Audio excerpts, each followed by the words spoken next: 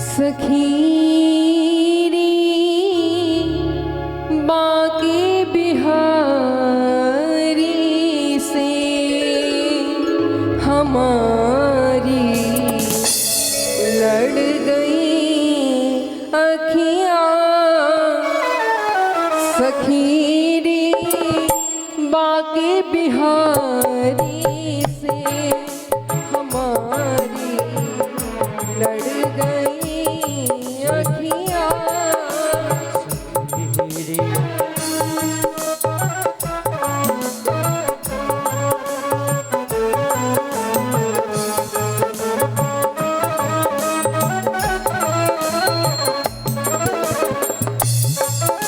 बचाई हाँ बचाई बचाई भी बहुत बचाई भी बहुत लेकिन निगोड़ी लड़ गई अखियाँ। बाके बिहारी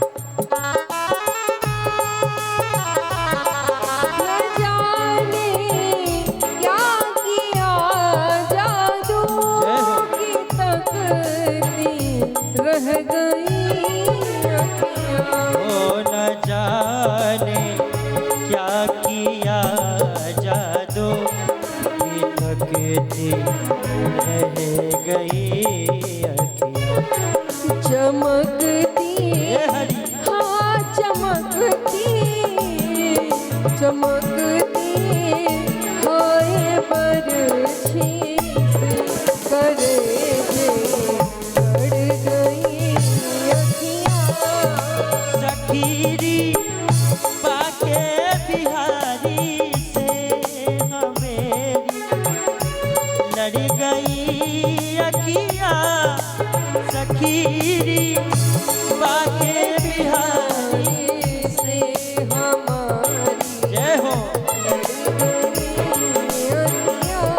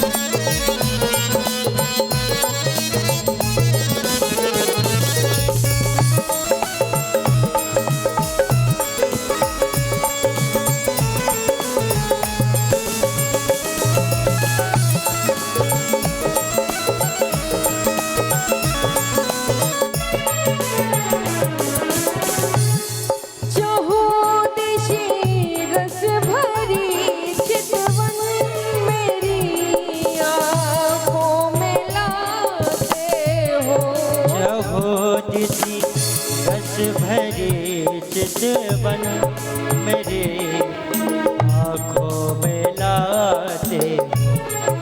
चहो दिशी रस भरी चितवन मेरी आँखों में लाते हो। चहोदिसी रस भरे चितवन मेरे आँखों में लाते।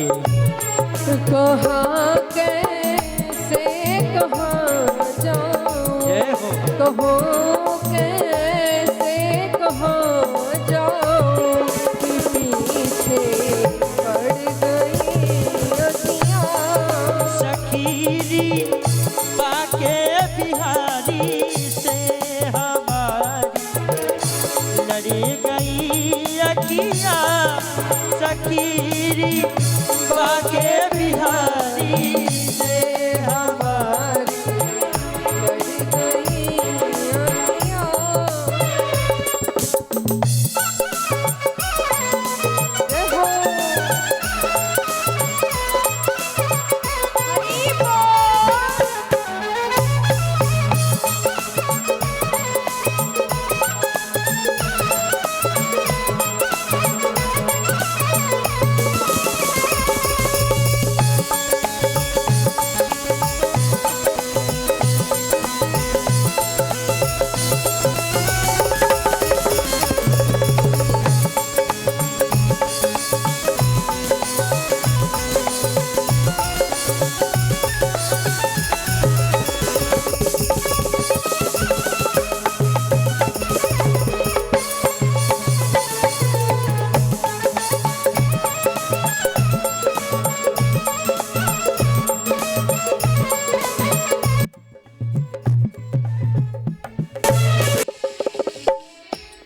भले तना से निकलते प्राण, मगर यह छवि न निकलेगी। भले तन से ये निकले प्राण मगर ये छवि न निकलेगी। भले ये तना से निकले प्राण, मगर यह छवि न निकलेगी। भले ये तन से निकले प्राण मगर यह छवि न निकलेगी। अंधेरे अंधेरे मन के मंदिर में, अंधेरे मन के मंदिर में मणि जड़ गई अखियाँ। सखीरी बाके बिहारी से हमारी लड़ी गई अखियाँ। सखीरी बाके बिहारी से हमारी लड़ गई अखियाँ। हरी से हमारी लड़ी गई अखियाँ। सखीरी बाके बिहारी से हमारी लड़ गई अखियाँ। सखीरी बाके बिहारी से हमारी लड़ी गई अखियाँ। सखीरी बाके बिहारी से हमारी लड़ गई। सखीरी बाके बिहारी से हमारी लड़ी गई अखियाँ। सखीरी जय हो।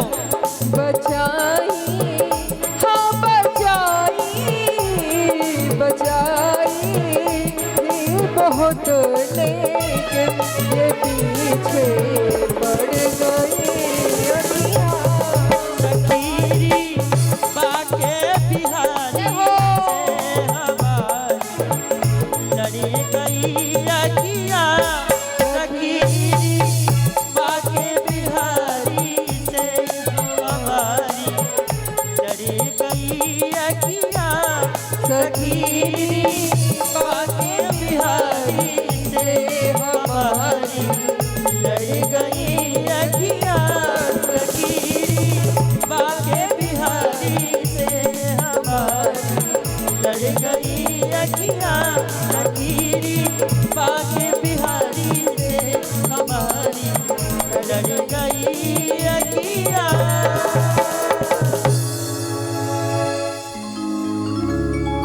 सखीरी हाँ सखीरी सखीरी बाके बिहारी से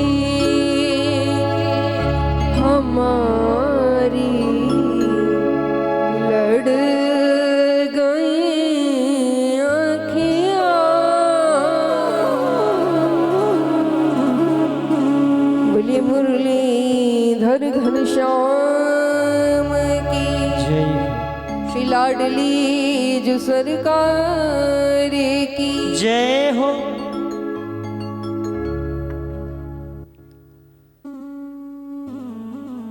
सूत जी महाराज बड़े आनंद के साथ बड़ी प्रसन्नता के साथ समस्त संतों को एवं सौनक आदि ऋषियों को दिव्य कथा श्रवण करा रहे हैं। हे शौनक जी, भगवान नाम की महिमा तो आपने महात्मा चरित्र में सुन ही ली है कि प्रभु नाम लेने से और श्रीमद् भागवत महापुराण कथा श्रवण करने से आखिर हमें किन किन पुण्यों की दिव्य प्राप्ति होती है। यथाशक्ति जिस भी व्यक्ति के अंदर जितनी भावना हो उस भाव से वह भगवान को भजे। सूत जी कहते हैं कि हे सौनक जी, भगवान भक्त को ये नहीं कहते कि तू पूरा दिन मेरे पीछे लगा रहे, तेरी श्रद्धा है, तू मेरे लिए क्या कर सकता है। भगवान को पाने के लिए जो भक्ति है ना, भक्ति एक ही चीज मांगती है और वो क्या है? त्याग। जब तक आप त्याग नहीं करेंगे किसी भी चीज का हो, काम, क्रोध, लोभ, ईर्ष्या, अहंकार, घर, संसार, परिवार, त्याग कर छोड़ के जाने का मतलब ये नहीं है कि हमने उससे पीछा छुड़ा लिया।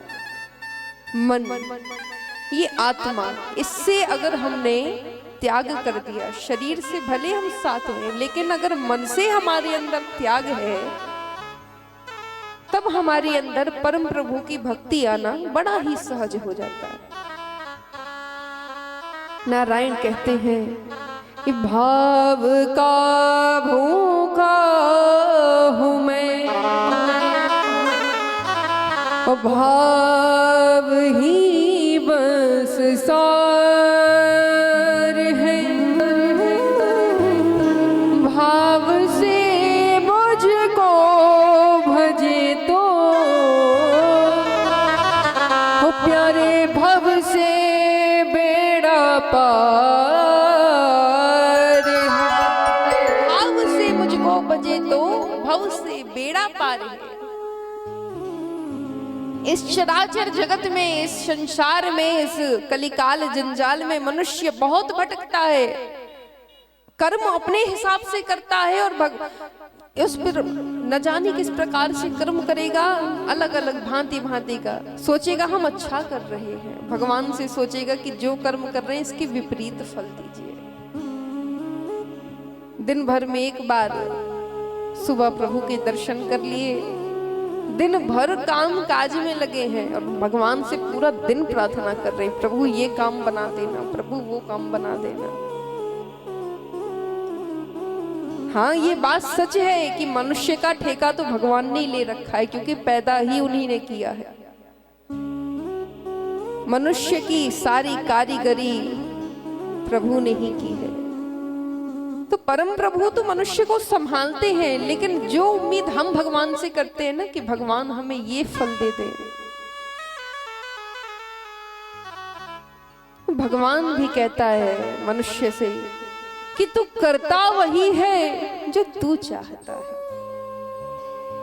तू करता वही है जो तू चाहता है, पर होता वही है प्यारी जो मैं चाहता हूं।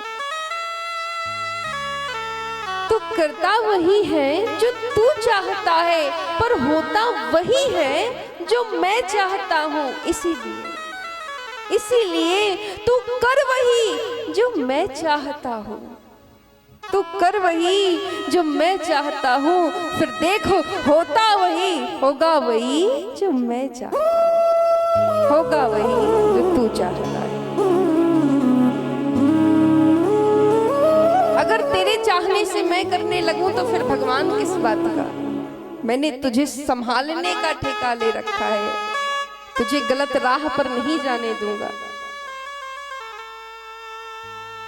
तो कर वही जो मैं चाहता हूं, फिर होगा वही जो तू चाहता है। तू मेरी कही राह पर तो चल। यही कलयुग है महाराज। यहाँ हम करते तो अपने मन का है, लेकिन सोचते हैं कि भगवान फल हमें ऐसा दे वैसा दे। तो नहीं, ईश्वर की मन का करो। ये कलयुग है, यहाँ तो आप लपेटे में फंस जाओगे। पैदा हुए नहीं कि जंजाल में कब तक फंसे रहे, जब तक कि संसार से श्वास समाप्त ना हो गई, तब तक फंसे ही रहेंगे। कलयुग है। कलयुग में टाइम किसके पास है कि भगवान की 2 घंटे 3 घंटे सेवा कर सके, उन्हें आसन दे सके, भोजन करा सके, जल पिला सके, प्रभु के चरण दबा सके, उन्हें निद्रा में बढ़िया सुला सके, प्रभु को लोरी गा सके। नहीं, इतना टाइम किसी के पास है ही नहीं। इसीलिए सूत जी कहते हैं कि हे शौनकादि ऋषियों, भगवान ने इस कलिकाल के मनुष्य को देखते हुए बड़ा सुंदर उपाय बता दिया कि जब सतयुग आया तो सतयुग काल में सत्य की विजय थी। सत्य पर मनुष्य चलता था। समय बीतता गया, त्रेता युग आया। त्रेता युग में तप की विजय होती थी। जो तप करता था वही परम प्रभु को पा सकता था। सतयुग सबसे कठिन महाराज।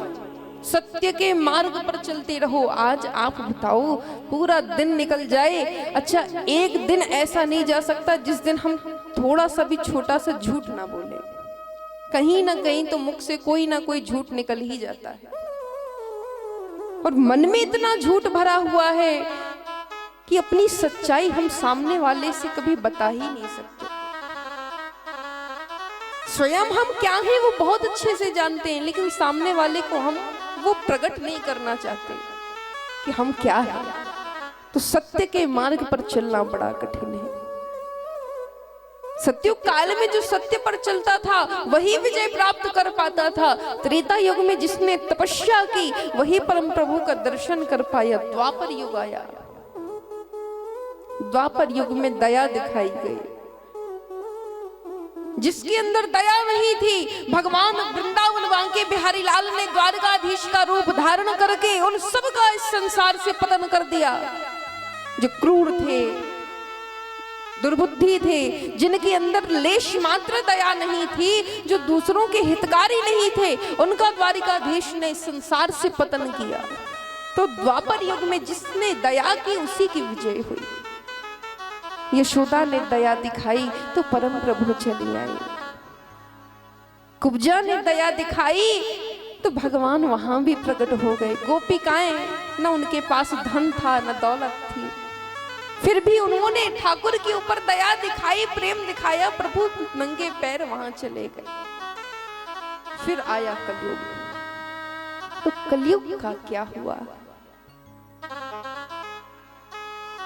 सत्य तप दया तो यहां चली गई, अब बचा दान। 2 ही चीजें हैं कलयुग में,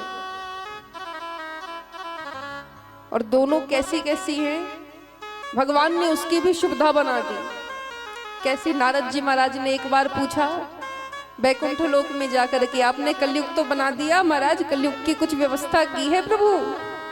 नारायण बोले कि हाँ नारद जी महाराज, हमने सारी व्यवस्था कर दी। अब जो हमारे कहे पे चलेगा सो उसका कल्याण होगा, और जो नहीं चलेगा सो वो तो अपनी राह पे चली रहा है। तो कल्याण उसी व्यक्ति का, हमने दो रास्ते बनाए हैं कलयुग में। तरण तारण के दो उपाय हैं, एक भगवान का नाम और एक प्रभु के प्रति दान। दो चीजें हैं।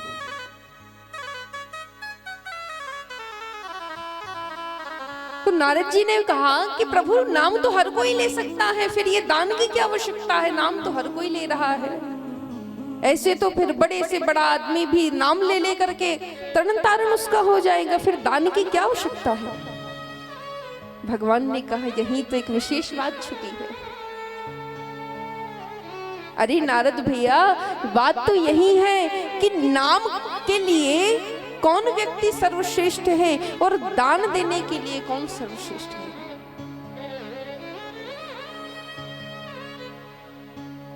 रामचरितमानस में चौपाई आती है ना कि कलयुग तरण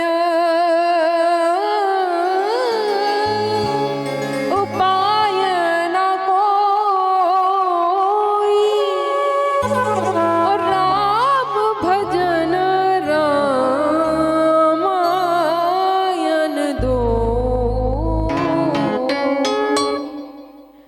कलयुग तरण उपाय न कोई, राम भजन रामायण दो। यहाँ दो मार्ग बता दिए गए और वही दो मार्ग यहाँ, एक दान दीजिए, एक नाम लीजिए। दान देना हर एक व्यक्ति के लिए परम प्रभु ने कहा कि जिस जिसको अपना कल्याण करना है। अब कलयुग में आने के बाद में व्यक्ति क्या मांगता है, देखिए आपको बहुत स्पष्ट से समझाते हैं। जीवन में हमेशा यह बात याद रखिएगा कि दान हमें क्यों करना चाहिए। नाम लेने से मनुष्य का कल्याण होता ही होता है, ये हर शास्त्र ग्रंथ में विदित है, किंतु हमें दान क्यों करना चाहिए। जब नारद जी ने पूछा कि नाम ही लेने से कल्याण हो सकता है परम प्रभु, तो ये दान देने की प्रक्रिया किस प्रकार बनाई है आपने। भगवान ने कहा कि नाम लेना उन लोगों के लिए आसान है जिन्हें कुछ नहीं चाहिए। नाम ले लेकर के उन सभी का कल्याण होगा जिन्हें किसी भी चीज का मोह नहीं है। न तन का मोह, न धन का मोह, न घर दूर का मोह, न परिवार का मोह, न जात समाज का मोह। जिन्हें किसी भी वस्तु का मोह नहीं है, जो हर चीज से मुक्त हो चुके हैं, वह भगवान का, वह मेरा नाम लेते जाएं, तो उनके लिए यह नाम बहुत लाभकारी है। क्योंकि नाम को लेना पड़ता है हृदय से। जैसे कल हमने कहा ना कि प्रभु को यहां से नहीं, यहां से पुकारिए। तो अगर आपने सब कुछ छोड़ दिया, उस समय जब आप नाम लेंगे भगवान का, तब वो नाम सीधा परमात्मा तक पहुंचेगा। और दान क्यों करना चाहिए? तो दान इसलिए करना चाहिए कि इस कलयुग में आदमी के पास ज्यादा टाइम नहीं है भगवान का नाम लेने के लिए। अच्छा, तो अभी ये भी है कि मनुष्य को चाहिए भी बहुत कुछ। भाई चाहिए ना, घर भी चाहिए है, तरक्की, सबसे पहले तो तरक्की चाहिए। बचपन से लेकर छोटे थे तो पढ़ाई में तरक्की, अव्वल आने की तरक्की, नंबर बढ़ाने की तरक्की। लड़का हो लड़की हो सब लगे हुए हैं पढ़ाई में कि कौन कितने नंबर ला रहा है, कौन कितने % बना रहा है। शुरू से लेके तरक्की चलती रही। विवाह का समय आया तो अपने दोस्तों से, भाइयों से बढ़कर हमें चाहिए कि हमें सुंदर बीवी मिल जाए, हमें सर्वगुण संपन्न कन्या मिल जाए जो दूसरों से और अच्छी दिखती है। तो हर चीज में मुकाबला कि दूसरों से बढ़कर के ही हमें चाहिए, उनसे कम नहीं चाहिए। ये मुकाबला चलता रहता है। अब भगवान ने कहा कि जब तुम्हें सब कुछ चाहिए है तो भाई उसका कुछ % हिस्सा तो तुम्हें दान में देना पड़ेगा। दान में दोगे तो उसका एक फायदा है। अगर तुमसे उस कार्य को करते हुए कोई भूल चूक यहाँ वहां होती रही, थोड़ी बहुत गलतियां होती रही, तो वो जो दान आप करते रहोगे ना, उस कार्य को हम थोड़ा सीधा करते जाएंगे। जिस कार्य में बाधा आ रही है, कुछ काम बिगड़ रहे हैं, फिर भी हम लगे हुए हैं पैसे कमाने में, कमाते जा रहे, और उसी का थोड़ा सा हिस्सा हमने भगवान के प्रति दान में लगा दिया, तो समझ लो कि उस समय भगवान ने उस दान को सीधा स्वीकार कर लिया। लेकिन दान भी कहाँ देना चाहिए? जो दान आपका हित में लग सके। ऐसा नहीं कि कहीं भी पैसे उठाए दे दिए। महाराज, पैसे बहुत मेहनत से कमाते हैं व्यक्ति, हर जगह यूं धन को अपने व्यर्थ नहीं करना चाहिए। एक स्वर्ण दान, एक वस्त्र दान, हर एक दान की बहुत बड़ी प्रक्रिया बताई गई। धन का दान हर एक प्रति व्यक्ति को नहीं करना चाहिए। वस्त्र का दान आप किसी को भी कर सकते हैं, ब्राह्मण, क्षत्रिय, वैश्य, शूद्र, किसी को भी आप वस्त्र का दान और अन्न का दान, ये दो दान ऐसे हैं कि किसी को भी व्यक्ति कर सकता है आंख बंद करके। क्योंकि भगवान कहता है कि तन ढाकने वाला और पेट भरने वाला जो व्यक्ति इस संसार में है वह मेरा सबसे प्रिय है। तो ये जो दो दान होते हैं ना, ये आप किसी के लिए भी कर सकते हैं। मार्ग में बैठा कोई गरीब हो, जो जर्जर हो, ठंड में कप रहा हो, भूख के मारे तड़प रहा हो, ऐसे व्यक्ति को आप ये मत देखिए कि किस जाति का है, ये किस गोत्र का है, ये इसका क्या वर्ण है, इसका क्या घर परिवार है। नहीं, ये दो दान करते समय कभी उसका अगला पिछला नहीं देखना चाहिए, बस दान कर देना चाहिए। लेकिन हाँ, स्वर्ण दान, इसके बाद गौदान, तत्पश्चात ये दो दान ऐसे हैं जो हम ब्राह्मण को करते हैं। गौदान तो सर्वश्रेष्ठ ब्राह्मण के लिए ही है। चारों वर्णों में गौदान ब्राह्मण के लिए बताया गया। फिर स्वर्ण दान आप ब्राह्मण को भी कर सकते हैं, अपने नात रिश्तेदारों को भी कर सकते हैं, अपने संत आचार्य को भी कर सकते हैं।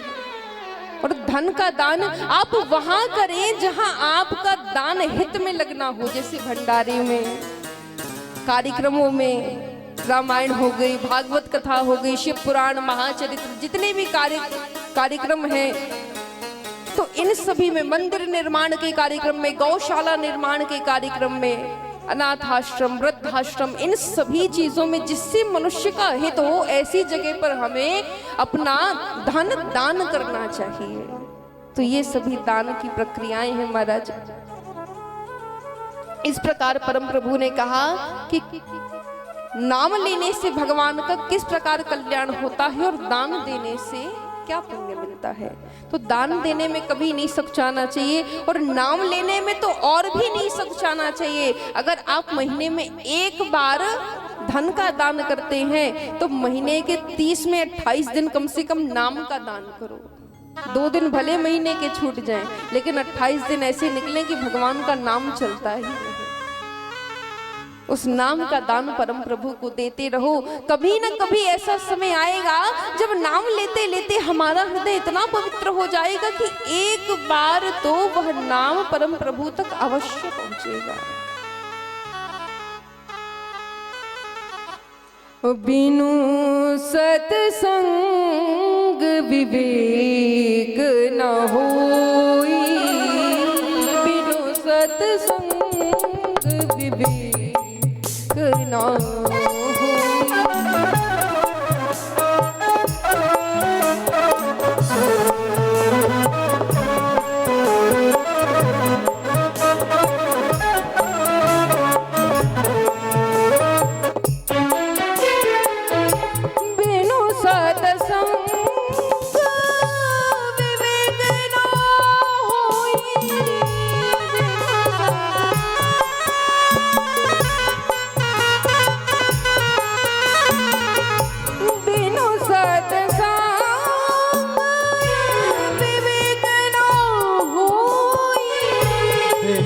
सत्संग विवेक न होई, बिनु सत्संग विवेक न होई, बिनु सत्संग विवेक न होई। हे राम कृपा बिनु सुलभ ना होई, कृपा कछु सुलभ न सोई। कृपा बिनु सुलभ न सोई। राम कथा बिनु सुलभ न सोई। कलियुग केवल नाम आधारा। कलियुग केवल नाम आधारा। कलियुग केवल नाम आधारा। कलियुग केवल नाम आधारा। कलियुग केवल नाम आधारा। कलियुग केवल नाम आधारा। हाँ, सुमर सुमर नर तरहि पारा। सुमर सुमर उतरहि पारा। सुमर सुमर नर तरहि पारा। सुमर सुमर उतरहि पारा।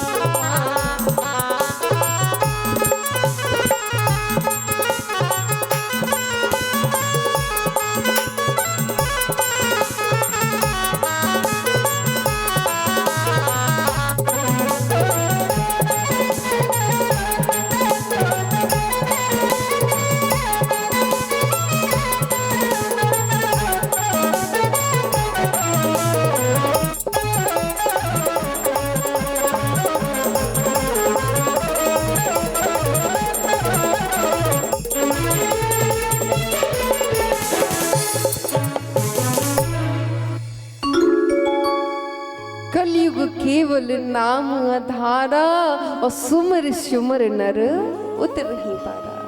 तो ये तो नाम की महिमा रही महाराज। यहाँ महात्मा चरित्र की सुंदर दिव्य कथाओं को सूत जी श्रवण कराते हैं। कहा कि अब यहाँ महात्मा कथा 6 अध्यायों में समाप्त हुई। अब प्रथम स्कंद में हम प्रवेश करेंगे। प्रथम स्कंध में सूत जी महाराज भागवत कथा में प्रवेश कर रहे हैं। जन्माद्यस्य यतोऽन्वयादितरतः शाते स्ववेग्यः स्वराः। तेजो वारिमृदां यथा विनिमयो यत्र त्रिशर्गो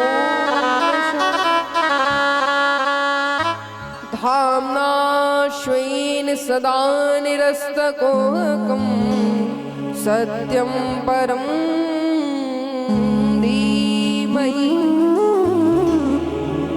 धर्मः प्रोजितकैतवोऽत्र परमो निर्मत्सराणाशता। वेद्यमावास्तवमत्र वस्तु शिवतमतापत्रयोर्मूलनमः। श्रीमद्भागवतो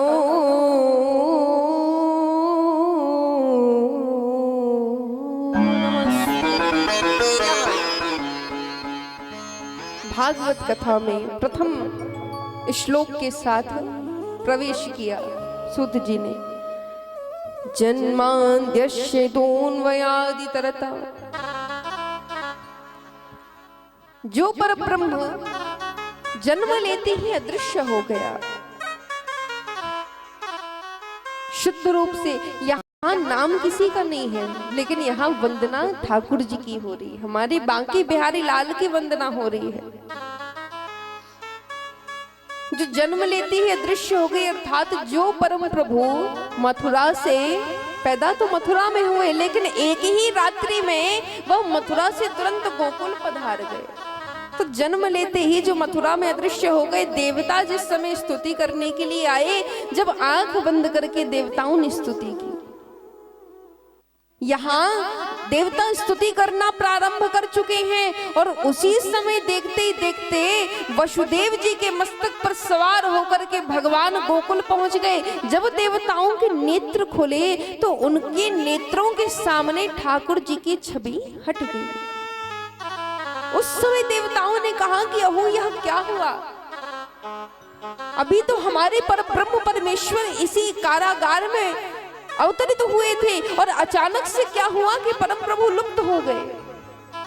तो वह परम प्रभु जो देवताओं के भी समझ में ना आ पाए, जो देवताओं की भी समझ से परे हैं, वह परम परमात्मा अज्ञान ध्वांत विध्वंस कोटि सूर्य समप्रभा, जिसे कोटि सूर्य भी अगर मिल जाए, अनंत कोटि सूर्य मिलकर के भी जिन परम प्रभु के तेज का सामना नहीं कर सकते हैं, जिन परम प्रभु की ज्योति को देखने की सामर्थ्य बड़े बड़े देवताओं में भी नहीं है, बड़े बड़े सूर्यों में भी नहीं है, लेकिन वही परम प्रभु एक नेत्रहीन सूरदास को भी दिख जाते हैं। तो ऐसे जो परम भगवान हमारे हैं, उन परम प्रभु को हमारा कोटि कोटि प्रणाम है।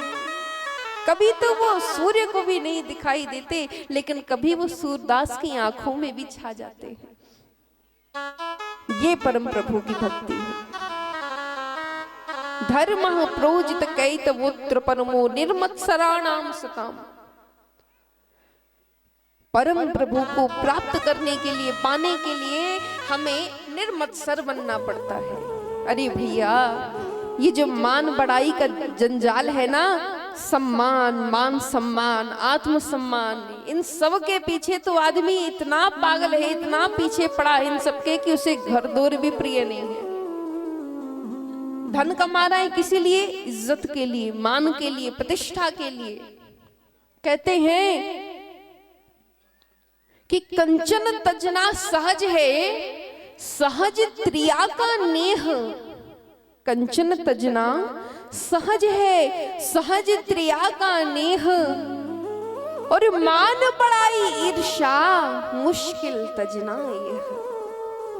कंचन तजना, सोना चांदी आदमी छोड़ सकता है, घर दौर आदमी छोड़ सकता है, लेकिन मान बढ़ाई ईर्षा ये सब छोड़ना बड़ा कठिन है महाराज। सम्मान का भूखा तो हर कोई है, तो जो निर्मत्सर है, जिसके मन में ईर्षा नहीं है जरा सी भी, हम इस जंजाल में ऐसे भाग रहे हैं जैसे चमकती हुई रेगिस्तान की मिट्टी में, बालू में हमें जल प्रतीत होता है, उसी प्रकार से इस खोए हुए माया जाल में हमें सुख प्राप्त हो रहा है। ऐसा हमें लगता है कि उस वस्तु को प्राप्त कर लेंगे तो हमें सुख मिल जाएगा, यह चीज हमारे हाथ में आ जाएगी तो हमें सुख मिल जाएगा। लेकिन सुख का पूर्ण नाम देखिए, जैसे प्रेम नाम अधूरा है, प्रेम का नाम ही अधूरा है, पूर्ण अक्षर नहीं है प्रेम में, लेकिन सुख, सुख में शब्द पूर्ण है। भगवान कहते हैं कि जो पूर्ण शब्द सुख है, सुख में आधे की तो गुंजाइश ही नहीं है। वो कैसे? आपने जिस चीज को प्राप्त कर लिया, उस चीज को प्राप्त करने से आपको खुशी मिली, लेकिन अगर दूसरी चीज फिर पाने की आपको इच्छा हो गई तो उस पुराने सुख को प्राप्त करना फिर व्यर्थ है, क्योंकि वास्तविकता में तो सुख वही है जिस सुख को प्राप्त करने के बाद में किसी और चीज को पाने की इच्छा ही नष्ट हो जाए। सबसे बड़ा सुख वही है, भगवान नाम। इस नाम की मस्ती में एक बार जो डूब गया, जो श्याम नाम में डूब गया, सुखदेव जी ने यही तो किया। 16 साल की अवस्था थी, घर छोड़ दिया। इतने बड़े व्यास, सोचिए, जिन्हें कहा जाता है कि वेद व्यास जी महाराज ने 18 ग्रंथों का निर्माण करा दिया, 18 पुराण जिन्होंने लिख दिए, ऐसे पिता को प्राप्त करके श्री सुखदेव जी महाराज ने उन्हें भी छोड़ दिया, उनका भी त्याग कर दिया और जाकर वन में ठाकुर की शरण में चले गए, ठाकुर की सेवा करने लगे। हो दीवाने हो गए हैं, मस्ताने हो गए,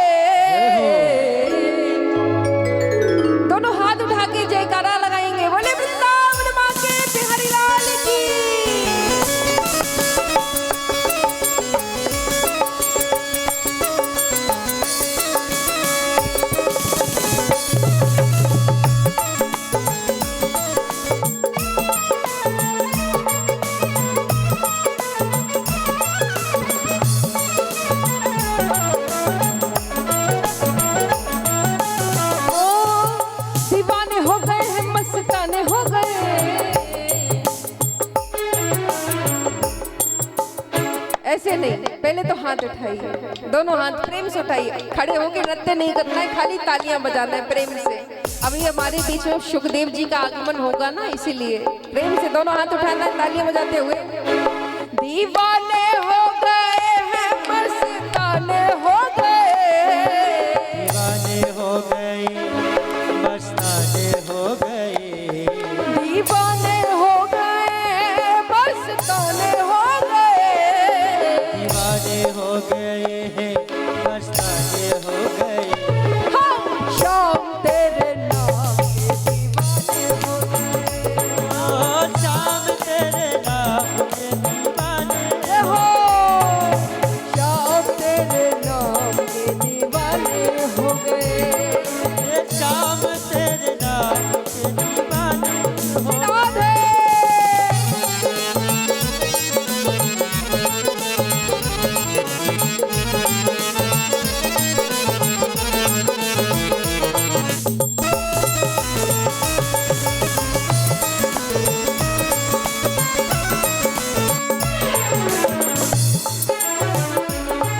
दीवाने हो गए हैं, मस्ताने हो गए, दीवाने हो गए हैं, मस्ताने हो गए।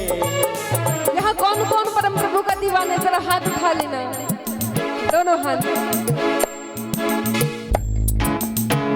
तो कहना एक प्यारा सा भजन, एक छोटा सा भजन, उसके बाद हम आगे की कथा में चलेंगे। कहते हैं थोड़ा थोड़ा भजन होता रहे तो कथा में अत्यधिक आनंद आता है। कि मुझे रास आ गया है, जय हो। मुझे रास आ गया है, तेरे दर पे सर झुका, और तुझे मिल गया पुजारी, मुझे मिल गया ठिकाना। हो मुझे कौन जानता था तेरी बंदगी से पहले, हो तेरे नाम ने बना ओ मेरी जिंदगी जय हो। बताना।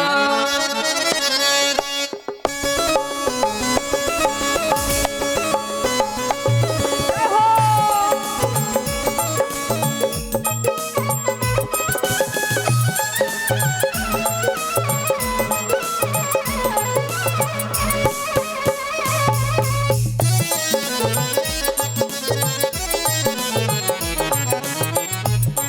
तेरा दर मिल गया मुझको, तेरा दर मिल गया मुझको, सहारा हो तो ऐसा हो, दर में हो मुझको सहारा हो तो ऐसा हो। ओ तेरा दर मिल गया मुझको, सहारा हो तो ऐसा हो। ओ तेरा दर मिल गया मुझको, राधे सहारा हो तो ऐसा हो। तेरा दर मिल गया मुझको, सहारा हो तो ऐसा हो। तेरा दर मिल गया मुझको, सहारा हो तो ऐसा हो। तेरा दर मिल गया मुझको, सहारा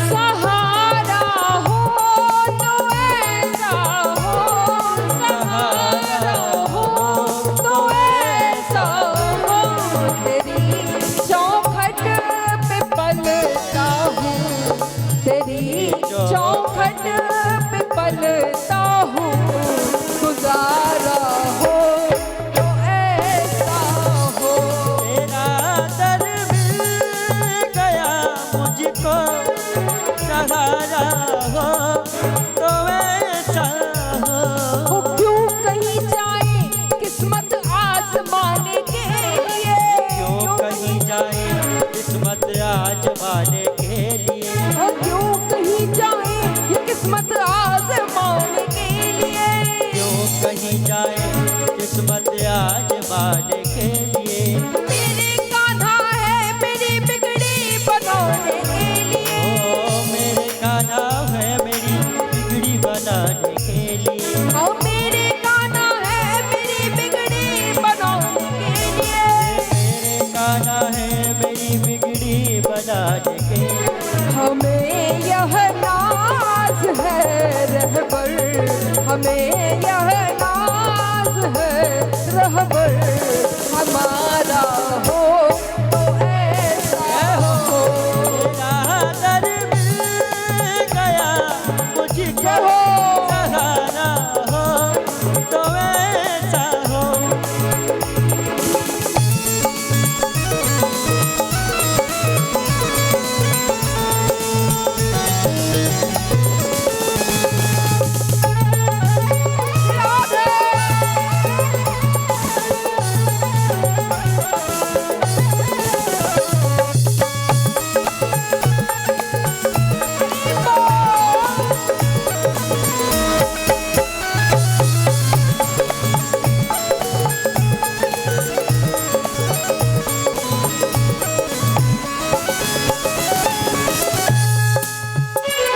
तो क्या है ठाकुर जी से कहना है, जमाने में नहीं देखा कोई सरकार के जैसा। क्या कहना है ठाकुर जी से, जमाने में नहीं देखा कोई सरकार के जैसा। जमाने में नहीं देखा कोई सरकार के जैसा। ओ जमाने में नहीं देखा कोई सरकार के जैसा। जमाने में नहीं देखा कोई सरकार के जैसा। मेरे दिलदार के जैसा। मेरे दिलदार के जैसा। मेरे सरकार के जैसा। मेरे सरकार के जैसा। हमें यह नाज है रहबर, हमें यह नाज है रहबर, हमारा हो तो ऐसा हो। तेरा दर मिल गया मुझको, सहारा हो तो ऐसा हो। हमें सब मिल गया मुझको सहारा हो तो ऐसा हो। तेरा दर मिल गया मुझको सहारा हो तो ऐसा हो। तेरा दर मिल गया मुझको, सहारा हो तो ऐसा हो। तेरा दर मिल गया मुझको सहारा हो तो ऐसा हो। तेरा दर मिल गया मुझको, सहारा हो तो ऐसा हो। वो सहारा हो तो ऐसा हो। सहारा हो तो ऐसा हो।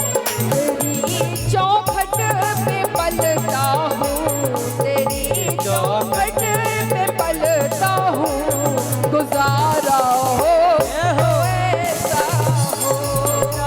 दर मिल गया मुझको, सहारा हो तो ऐसा हो।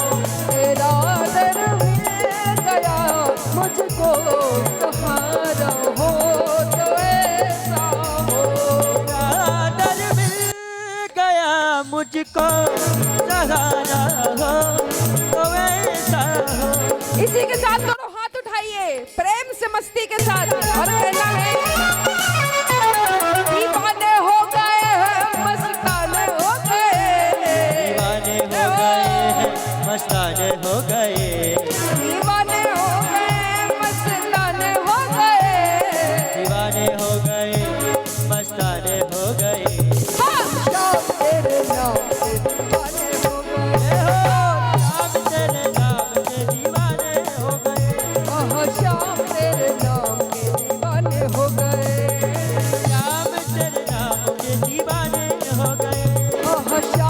तेरे नाम के दीवाने हो गए, श्याम तेरे नाम के दीवाने हो गए, श्याम तेरे नाम के दीवाने हो गए, श्याम तेरे नाम के दीवाने, श्याम तेरे नाम के दीवाने हो गए, हो श्याम तेरे नाम के हम सब दीवाने हो गए।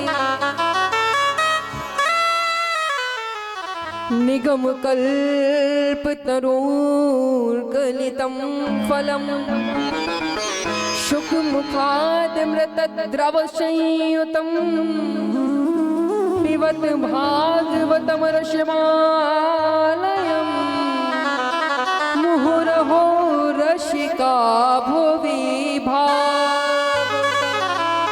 पिबत भागवतम रसमालयम। ये भागवत क्या है? पियो, जितना पी सकते हो पियो, जितना रसपान कर सकते हो रसिका भुवि भावुक का। जो रसिक है, जो भावुक है इस कथा का, ये फल ऐसा है। ब्रह्मा जी ने नारद जी को प्रदान कर दिया तो नारद जी की गोद में आ गया ये फल। इस फल में फेंकने लायक कुछ है ही नहीं महाराज। एक फल होता है ना रसीला, तो उसमें गुठली भी होती है, फिर उसमें छिलका भी होता है, तो आदमी वो सब फेंक करके रस का रसपान कर लेता है। लेकिन यह फल ऐसा है कि इस फल में केवल रस ही रस है, फेंकने लायक कुछ है ही नहीं। उदाहरण के लिए मान लो कि जैसे एक संतरा हो, संतरा इसके लिए बहुत अच्छा उदाहरण है कि संतरे में छिलका ना हो और अंदर बीज ना हो, तो वह संतरा पूर्ण रूप से खाने के लायक एकदम पर्याप्त है, उसमें रस ही रस भरा हुआ है। तो उसी प्रकार से यह एक ऐसा फल है जिसमें न फेंकने लायक कुछ नहीं, न छिलका है न गुठली है। शौनकादि ऋषियों ने कहा तब तो यह रस जैसे ही धरती पर आया होगा सो गिर गया होगा, फिर तो नष्ट हो गया होगा। सूत जी ने कहा नहीं, यह रस ऐसा दिव्य रस है जो सर्वप्रथम तो पहले नारद जी के पास आया। नारद जी ने इस रस का रसपान वेद व्यास जी को कराया, अब पुनः वेद व्यास महाराज ने इस रस का रसपान सुखदेव जी को कराया, और सुखदेव ने जब राजा परीक्षित को यह कथा अमृत रसपान कराई, तब आप तक और हम तक यह कथा सार्वजनिक हो पाई। यथा लोक भवत प्राय सर्व शास्त्र समन्वयम् हरेर्विश्वो महादिव्य गंधचंदनलेपितम्। परम प्रभु जो वह गंध चंदनान युक्त स्वर्ण आभूषणों से सजित वैकुंठपति क्षीर सागर में शेष शैया पर निवास करने वाले लक्ष्मीपति नारायण हैं, उन नारायण के वांग्मय प्रतिमूर्ति भागवत कथा है। अब प्रथम स्कंद में तो बहुत सारे चरित्र हैं महाराज, इतने संक्षिप्त के साथ अगर विस्तार से श्रवण कराएंगे तब तो बहुत समय लग जाएगा, क्योंकि कथाओं में एक श्लोक के बहुत से अर्थ निकल के आते हैं। अब यहाँ सुखदेव जी महाराज जो कि अपने पिता से दूर हो गए। अब सुखदेव जी को तो आपने बहुत बार कथा सुनी होगी कि ये कौन है, राधा रानी के पाले हुए तोते, जो राधा रानी ने कृष्ण नाम रटाया हुआ था, कृष्ण कृष्ण रटाया करते थे। राधा रानी ने अपने पिंजरे में शुक पाल के रखा, तोता पाल के रखा। यही तोता जब बार बार कृष्ण पुकारे, एक दिन गलती से उस तोते ने राधा नाम ले दिया। अब कथा बड़ी सुनने लायक है। उस समय उस शुक ने जैसे ही राधा नाम लिया, राधा रानी आई, उस शुक की कान पकड़ लिए, कहा अरे मैंने तुझे क्या यही सिखाया है? मैंने तुझे कौन सा नाम रटाया है बता? तोते ने तुरंत कहा कृष्णा कृष्णा कृष्णा कृष्णा। कहा हाँ तो इसी नाम को रटना, मेरा नाम मत ले। तोते ने पूछा कि मैं आखिर तुम्हारा नाम क्यों नहीं ले सकता हूं? तुमने ही मुझे पाला, तुमने ही मुझे बड़ा किया, तुम ही मुझे रटाती हो, तुम ही पढ़ाती हो, फिर भला मैं तुम्हारा नाम क्यों नहीं ले सकता? किशोरी जी ने कहा कि जो तू नाम ले रहा है ना वही नाम पूर्ण है, मेरा नाम उस नाम से जुड़ा हुआ है। तूने कृष्ण कहा, समझ ले कि तूने राधा नाम पहले ही ले दिया। कृष्ण और राधा अलग नहीं है, वो एक ही है। या तो तू राधा ही बोल ले या कृष्ण ही बोल ले। राधा भी बोलोगे तो राधे कृष्ण दोनों का महत्व मिलेगा, और कृष्ण पुकारोगे तो भी राधे और कृष्ण दोनों का महत्व मिलेगा। तो तू मेरा पाला हुआ तोता है ना, मैं कृष्ण से अत्यधिक प्रेम करती हूँ, मुझे कृष्ण अत्यधिक प्रिय हैं। अब मैं अपने ही सामने अपना नाम कैसे सुन सकती हूँ? इसलिए मैं चाहती हूँ कि तू मेरा नाम ना ले, तू बार बार कृष्ण का नाम पुकार। एक समय वह तोता उड़कर आकाश में गया, कहता मैं लौट कर नहीं आऊंगा। राधा रानी ने कहा अच्छा ठीक है, जा रहा है जा, आज से मैंने तुझे आजाद किया। किस दिन आजाद किया? किस दिन आजाद किया? जिस दिन राधा रानी फूट कर ठाकुर जी के लिए रोई, जिस दिन भगवान का बैकुंठ गमन होने वाला था, ठाकुर जी का गमन होने वाला था। जब विमान आया, बहेलिये ने बाण मारा, और उसी समय जब भगवान के लिए बैकुंठ लोक से विमान आया, परम प्रभु उसमें बैठे, तो जिस रफ्तार से वह विमान ऊपर की तरफ उड़ा, वह तोता भी हाथों से राधा रानी के छूट गया, और वह तोता भी आकाश में उड़ता चला गया। जैसे ही भगवान का विमान बैकुंठ पहुंचा, वह तोता भी उनके साथ साथ बैकुंठ पहुंच गया। लेकिन पहुंचने से पहले राधा रानी को गुरु दीक्षा उस तोते ने दी। कहा कि हे माई, मैं तुम्हें यह गुरु दीक्षा देता हूँ कि जब भी मैं तुम्हारा नाम पुकारूंगा तो तुम्हारा नाम तो कई रूपों में लूंगा, लेकिन कभी स्पष्ट रूप से राधा नहीं कहूंगा। इसीलिए जो सुखदेव महाराज है ना, जिनका शुक रूप अवतार हुआ था सुखदेव के रूप में, आप श्रीमद् भागवत महापुराण श्रवण कीजिए। संपूर्ण श्रीमद् भागवत में कहीं राधा नाम वर्णित नहीं है। कहीं किशोरी जी, कहीं लाडली जी, कहीं प्रिया जी, इस प्रकार से नाम विवृत है, लेकिन कहीं स्पष्ट रूप से राधा नहीं लिखा गया है। 18,000 श्लोकों में एक भी श्लोक में राधा नाम वर्णित नहीं।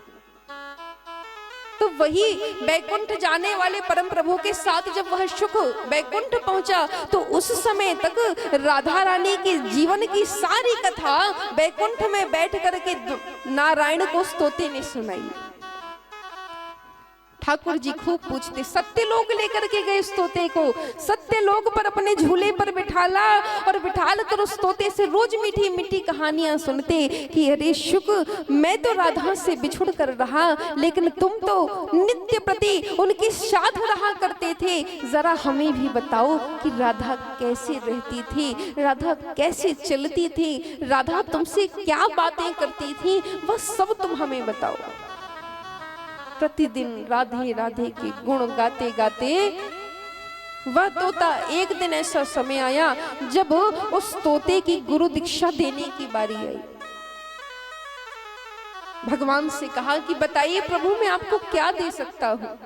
भगवान ने कहा कि मैं गुरु दीक्षा लेता नहीं हूँ, फिर भी मैं तुमसे एक गुरु दीक्षा लेता हूँ और तुम्हें एक आशीर्वाद देता हूँ कि जाओ, तुमने जिस प्रकार से राधा नाम इतनी बार लिया है, हम प्रेमियों को इस प्रकार से एक दूसरे के प्रति आकर्षित किया है।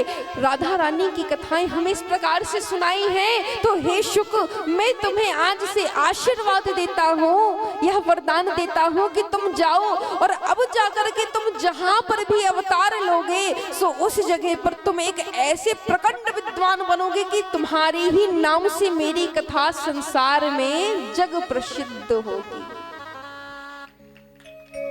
वही शुक जाकर के पहले एक कैलाश पर्वत में एक शुक था, एक तोता था, उसकी धर्म पत्नी। तोता मैना दोनों बैठे हुए थे। उसके गर्भ से 2 अंडे निकले, एक तो नष्ट हो गया। जब अमर कथा की कहानी आती, माता पार्वती ने जब अमर कथा सुनाने के लिए कहा भोलेनाथ को, तो यहाँ एक ताली बजी, सारे पक्षी उड़ गए, दूसरी ताली बजी, सारे भूत प्रेत भाग गए। भगवान भोलेनाथ ने कथा श्रवण कराना प्रारंभ कर दिया। उसी समय जब एक अंडा तो नष्ट हो गया भय के मारे, वह जब आकाश में बैठी हुई जो मैना थी वह जब उड़ी ना, तो उसके पैर की थोड़ी सी ठोकर खाने से एक अंडा तो नीचे गिरा और गिरते ही फूट गया। एक अंडा वहां शेष रह गया, उस पर वो उस मैना का ध्यान न गया, वो आकाश में उड़ गई। वही धीरे धीरे समय बीतते बीतते जब अंडा फूटा, उसमें से एक चूजा निकला, एक बच्चा निकला शुक का। अब वही शुक धीरे धीरे जब बड़ा हुआ, देखो परम प्रभु की क्या लीला है कि जब भगवान के बोल कानों में जाते हैं ना, तो ना माँ के दूध की आवश्यकता पड़ती है, न जल की आवश्यकता पड़ती है, न भोजन की आवश्यकता पड़ती है। उस तोते का कैलाश पर्वत में भगवान नाम से ही पेट भर रहा था, अन्य की कोई आवश्यकता नहीं। तो वही अमर कथा सुनते सुनते वही सुखदेव महाराज, जब भोलेनाथ को पता चला कि पार्वती के अलावा भी किसी ने इस दिव्य कथा का पान किया है, तब जब सुखदेव के पीछे त्रिशूल लेकर के भागे, तो यहाँ व्यास जी की पत्नी सत्यवती के गर्भ में सुखदेव जी महाराज प्रविष्ट हुए। भोलेनाथ भगवान ने खूब कहा कि बाहर निकल, तेरा वध कर दूंगा। सुखदेव ने कहा मुझे मार ही नहीं सकते, मैंने अमर कथा सुनी है। आप क्यों भूल जाते हैं कि जो व्यक्ति अमर कथा सुनता है उसका कभी नाश नहीं हो सकता, तो आप मुझे नहीं मार सकते हैं। भोलेनाथ भगवान प्रतीक्षा करते रह गए। वे देखिए भगवान के भक्त भी कैसे होते। भोलेनाथ को 12 वर्ष तक खड़ा कर दिया, एक ही जगह पर भोलेनाथ खड़े रहे, यह सोचकर कि कभी तो पैदा होगा। लेकिन जो एक साधारण शिशु 9 माह में प्रकट हो जाता है, हमारे सुखदेव जी महाराज मैया के गर्भ में 12 वर्ष तक रहे आए। और समय बीता, जब भोलेनाथ ने आशीर्वाद दिया कि हे शुक, तुमने परम प्रभु को गर्भ में रह कर के बहुत पठन पाठन किया है, बहुत मंथन किया है, इसलिए मैं तुम्हें आशीर्वाद देता हूँ कि तुम इस ज्ञान का कभी दुरुपयोग ना करना, और जिसे भी तुम यह कथा श्रवण कराओगे वह तुम्हारी कथा सुनते ही संसार के जंजाल से मुक्त हो जाएगा। बोले वृंदावन माँ के बिहारी लाल की। तो यहाँ पर इस प्रकार से सुखदेव जी महाराज का व्यास जी के घर में जन्म हुआ, अवतार हुआ। बोले सुखदेव महाराज की जय। वहीं दूसरी ओर राजा परीक्षित कैसे प्रकट हुए, यह बात शौनक जी पूछ रहे हैं। सूत जी ने कहा कि एक समय जब भीष्म पितामह, जहां महाभारत का युद्ध चल रहा है, भीष्म पितामह बाणों की सैया पर लेटे हुए हैं, वहां द्रौपदी के 5 पुत्रों का वध करने के बाद जब अश्वत्थामा प्रसन्न होकर के पहुंचा दुर्योधन के पास, दुर्योधन से कहा कि देखो हे मित्र, मेरे सखा, देखो मैंने तुम्हारे 5 पांडव दुश्मनों को जड़ से पतन कर दिया है, उन 5 की गर्दन काट के मैं तुम्हारे सामने तोहफा लेकर के आया हूँ।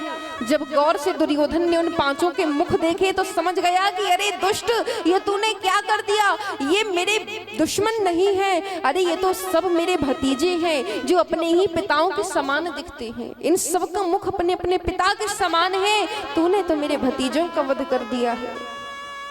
अरे इन मासूमों से मेरा कोई बैर नहीं था, जा तू मेरी नजरों से दूर हट जा, तू मेरे किसी भी काम का नहीं है।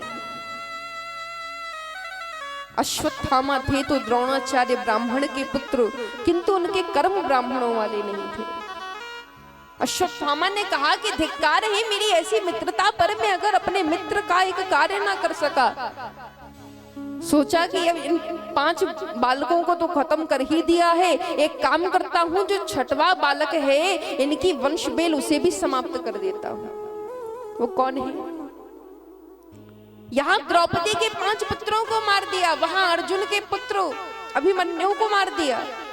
अब अभिमन्यु की पत्नी उत्तरा जो कि गर्भ में परीक्षित महाराज का पालन पोषण कर रही थी, उन्होंने उत्तरा महारानी को जैसे ही देखा, यहाँ अश्वत्थामा ने सोचा कि इसके गर्भ में जो शिशु पल रहा है, एक काम करता हूं इसको ही नष्ट कर देता हूं। ब्रह्मास्त्र का प्रयोग किया। पिता द्रोणाचार्य ने वैसे ही सारी शास्त्र विद्याएं सिखाई रखी थी। जैसे ही ब्रह्मास्त्र का प्रयोग उत्तरा के गर्भ में किया तो वह उत्तरा रोती हुई सीधे नारायण की शरण में गई, रोती हुई पुकारती है, पाहि पाहि महायोगिना देव देव जगतपते, पाहि पाहि महायोगिन देव देव जगतपते, नान्यातद्भयं पश्चात् यत्र मृत्युपरस्परं। पाहि पाहि महायोगिन है, आप पाहि पाहि पैर पड़ रही है बार बार कि मैं आपकी शरण आई हूँ, विनती करती हूँ मेरे इन प्राणों की आप कृपया रक्षा कीजिए, मेरे प्राण पखेड़ उड़ ना जाएं, उससे पहले आप मेरे प्राण बचा लीजिए।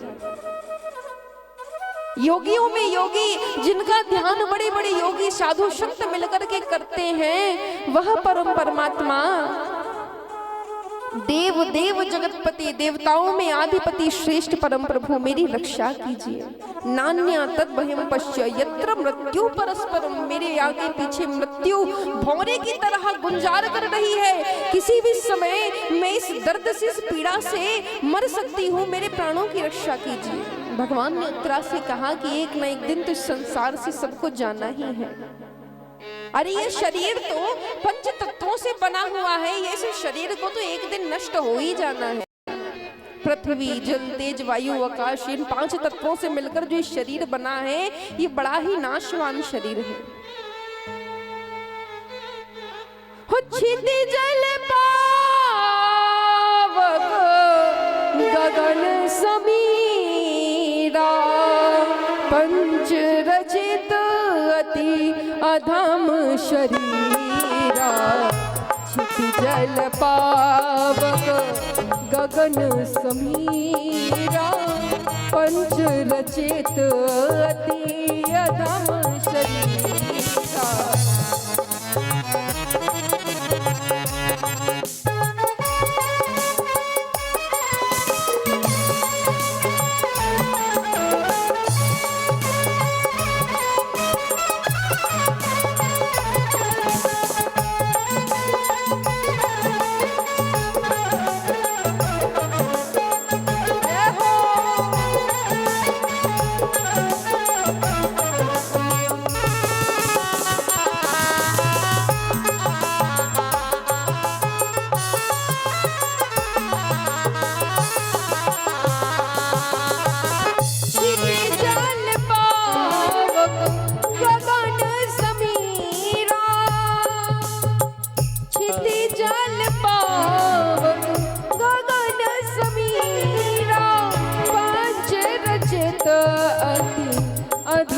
शरीरा, पंच रचित अति अधम शरीरा।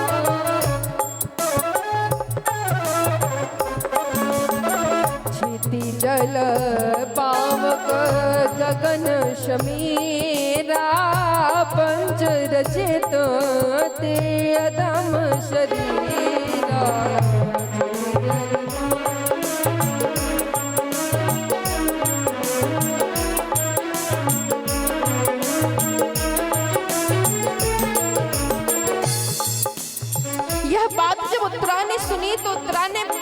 उत्तर दिया, सिया राम मैं सब जग जानी, सिया राम मैं सब जग जानी, करहु प्रणाम जोर जोग पानी, करहु प्रणाम जोर जोग पानी।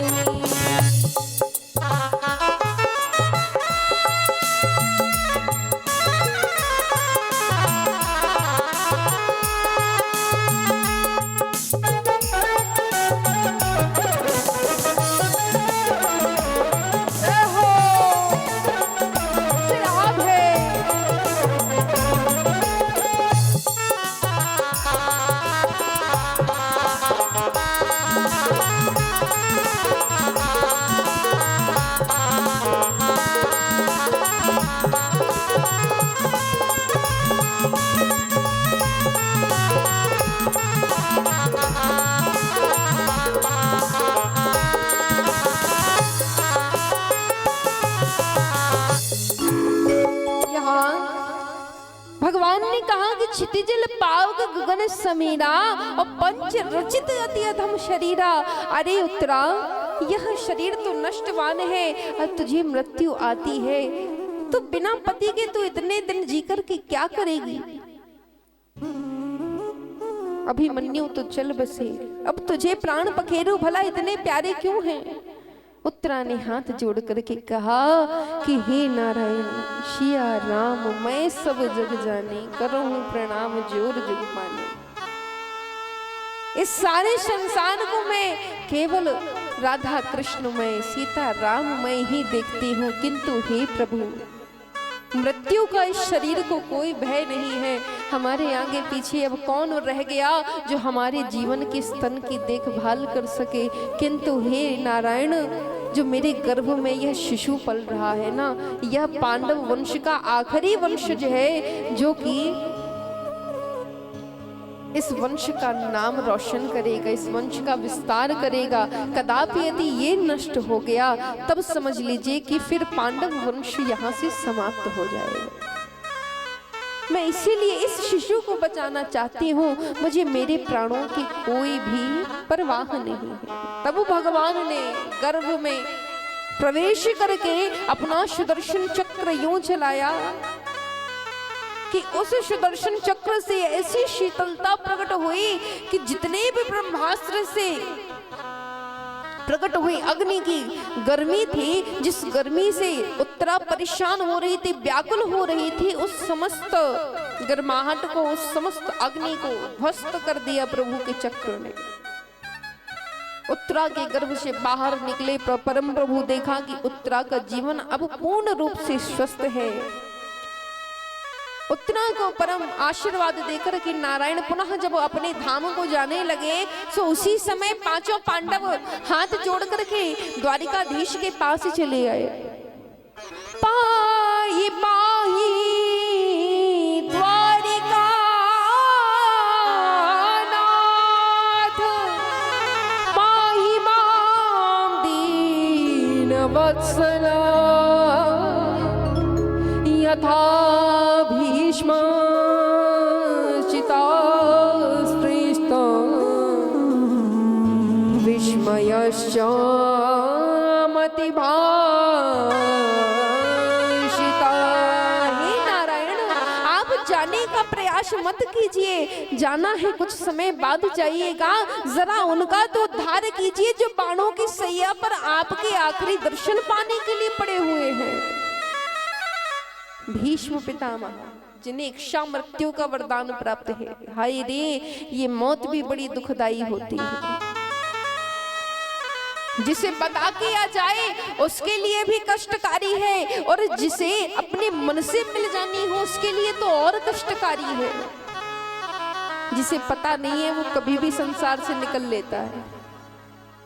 यहाँ तो पता है भीष्म पितामह को कि मैं जब चाहूंगा तब मेरे प्राण पखेरु उड़ जाएंगे, लेकिन फिर भी इतना कष्ट सह रहे हैं। पूरे शरीर में बाण लगे हुए हैं, शरीर से रक्त बहते बहते रक्त भी बहना सूख गया महाराज। खून की सारी धाराएं सूख गई, शरीर जर्जर हो गया, हड्डियों का ढांचा बचा था खाली। ऐसी अवस्था में केश बिखरे हुए, मस्तक पर मुकुट नहीं है, शरीर के सारे रोम रोम छिद चुके हैं। ऐसी अवस्था में वह भीष्म पितामह हाथ हाय हाय हाय चिल्लाते हाथ जोड़े प्रभु का इंतजार कर रहे हैं। द्वारिकाधीश जैसे ही पांचों पांडवों के साथ अपना पीला पीताम्बर पहने हुए भीष्म की नजरों के सामने आए कि हाय मनो भीष्म के तो भाग ही जाग गए हो। वह भीष्म पितामह हाथ जोड़कर के कृष्ण को पुकारने लगे, हे कृष्णा आपकी जय हो, आपकी जय हो, आपकी जय हो। यहाँ भीष्म पितामह ने हाथ जोड़ करके खूब विनती की, खूब विनती की, हे कृष्ण परमा सिंधु आपकी जय हो। आपने कौरव वंश का नाश किया, पांडवों का कल्याण किया। हे प्रभु जिस निमित्त से आपका अवतार हुआ था आपने हर वो कार्य संपन्न किए हैं, लेकिन एक कार्य अभी आपका आज भी अधूरा है कि आप मुझे बिना दर्शन दिए जा रहे हैं। मेरी इच्छा बस इतनी है कि अब मैं इस संसार को त्यागना चाहता हूँ, किंतु जाने से पहले मैं मरूं सो आपका दर्शन मेरी आंखों के सामने होता रहे। बस इतनी ही प्रार्थना है प्रभु।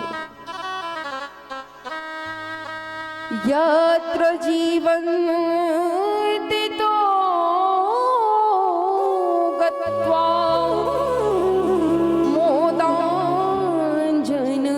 विश्रुता यथा लोक विशख्या हि नारायण त्वां वृत्तिधा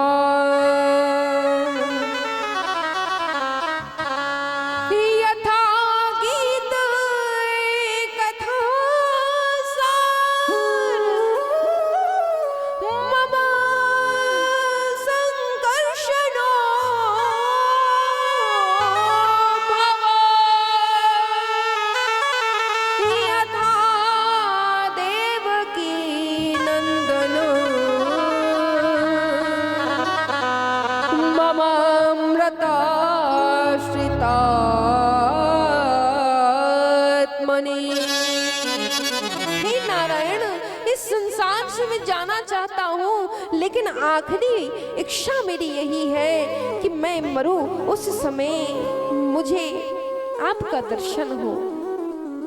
यही भीष्म पितामह की राह थी। हाथ जोड़कर भीष्म पितामह कहने लगे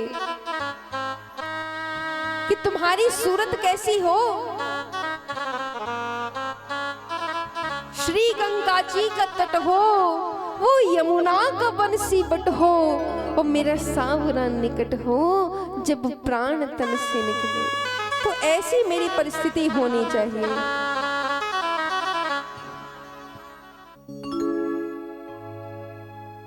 ठाकुर जी से कहते हैं जरा देर बैठो है बाके बिहारी, जरा देर बैठो है बाके बिहारी।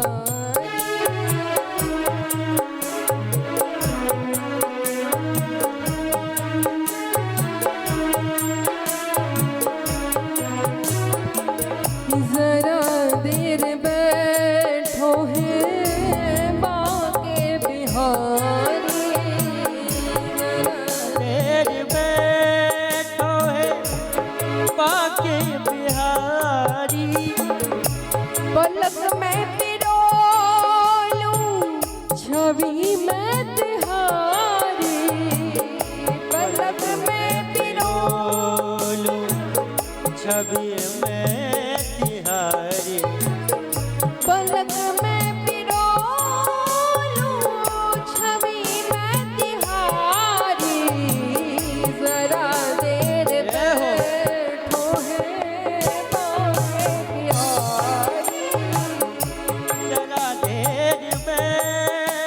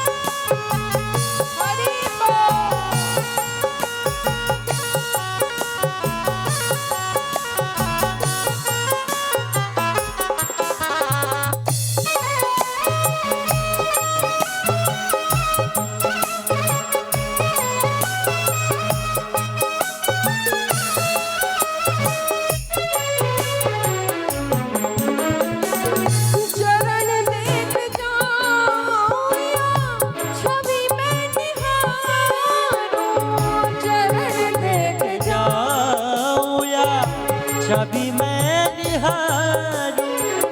ये दिल दे तू पहले की जा पहले बार ओ ये दिल दो के पहले क्या जाए बारू। चरण देख जाऊं या छवि मैं निहारूं ये दिल दे तू पहले की जा पहले बारू ये कजरारी अखियां ये लटकारी कारी ये कजरारी अखियां ये लटकारी कारी पलक मैं पिरो लूं छवि मैं तिहारी पलक मैं पिरो लूं छवि मैं तिहारी जरा पास बैठो है बांके बिहारी जरा पास बैठो है बाके बिहारी।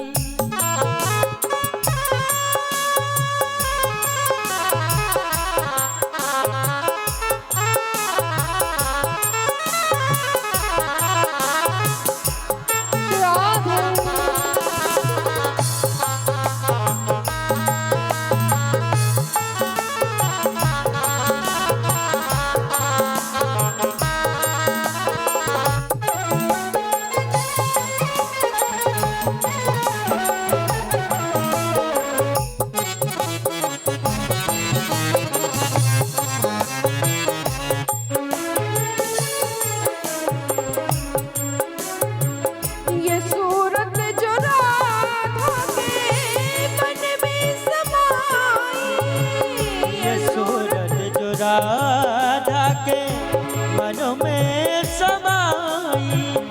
ये सूरत जो राधा के मन में समाई जिसे देख कर मीरा महल छोड़ आई जिसे देख कर मीरा महल छोड़ आई महल छोड़ आई मैं बलिहारी जाऊं इस पे मुरारी मैं बलिहारी जाऊं इस पे मुरारी।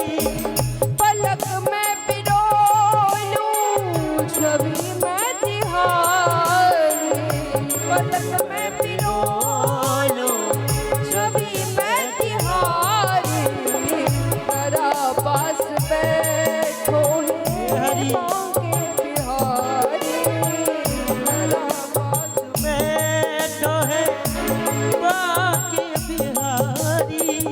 जरा पास बैठो है बांके बिहारी जरा पास बैठो है बाके बिहारी। पलक मैं पिरो लूं छवि मैं तिहारी पलक में पिरो लो छवि में तिहारी। पलक मैं पिरो लूं छवि मैं तिहारी जरा पास बैठो है बांके बिहारी जरा पास बैठो है बाके बिहारी। जरा पास बैठो है बांके बिहारी जरा पास बैठो बाके बिहारी। जरा पास बैठो है बांके बिहारी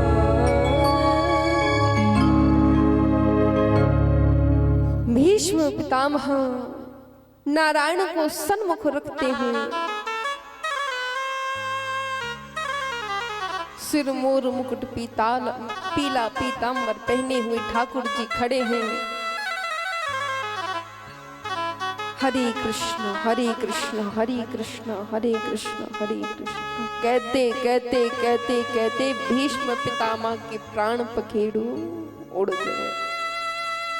और उड़कर नारायण के चरणों में समाहित हो गए। तो ऐसे भीष्म पितामह का दिव्य चरित्र सूत जी महाराज श्रवण कराते हैं। तब भगवान ने भीष्म पितामह का उद्धार किया। तत्पश्चात भगवान द्वारिका की ओर गमन कर गए।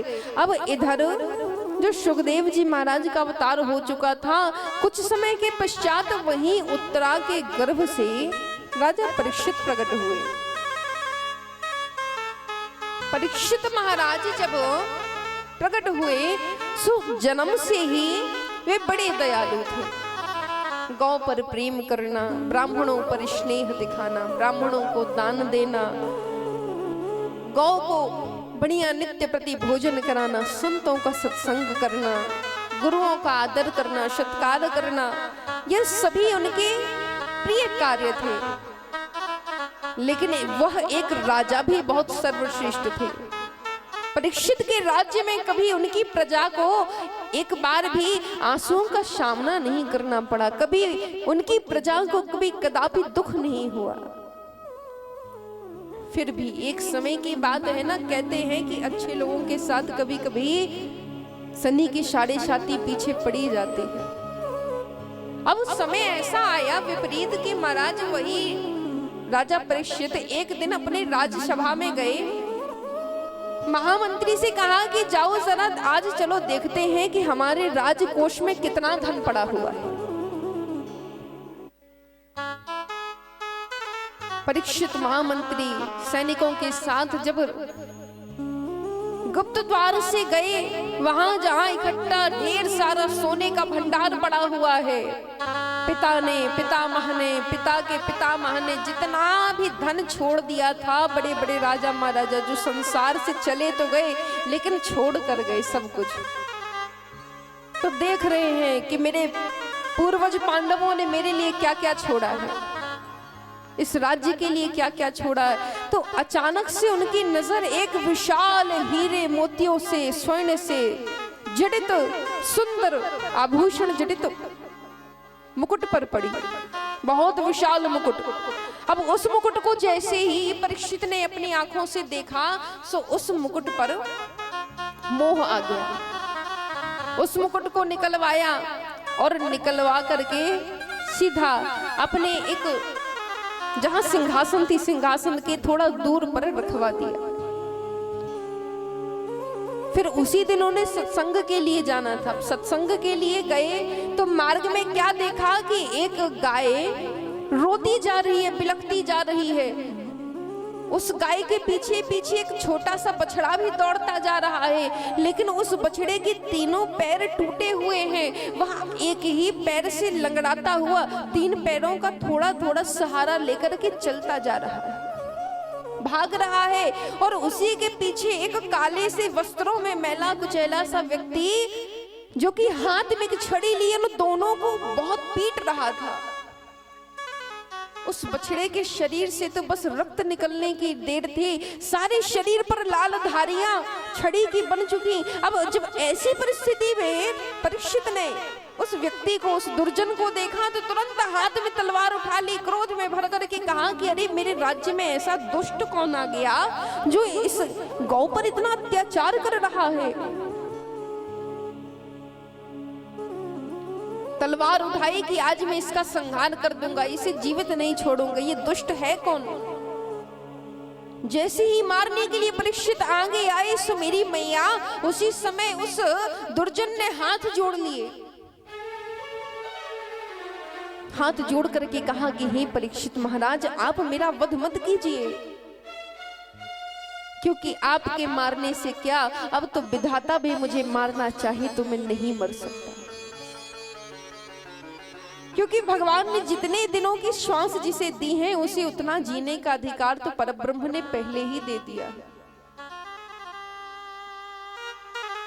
कहते हैं कि काल की गति को कोई नहीं रोक सकता, लेकिन काल जिस पर मेहरबान हो ना, उसका कोई कुछ बिगाड़ भी नहीं सकता। तो कलयुग ने कहा कि मैं कोई साधारण पुरुष नहीं हूं, मैं कलयुग हूं और मुझे भी जीने का पूर्ण अधिकार है, क्योंकि जिस प्रकार से मुझसे बड़े 3 युग थे, सतयुग, त्रेता, द्वापर, तीनों को जीवित रहने का, तीनों को अपना शासन करने का अधिकार था। तो अब मेरी बारी है। और सब में तो इतने इतने करोड़ों वर्ष थे, मुझ में तो खाली 4.5 लाख वर्ष ही है। 3,32,000 की तो आयु ही है केवल कलयुग की।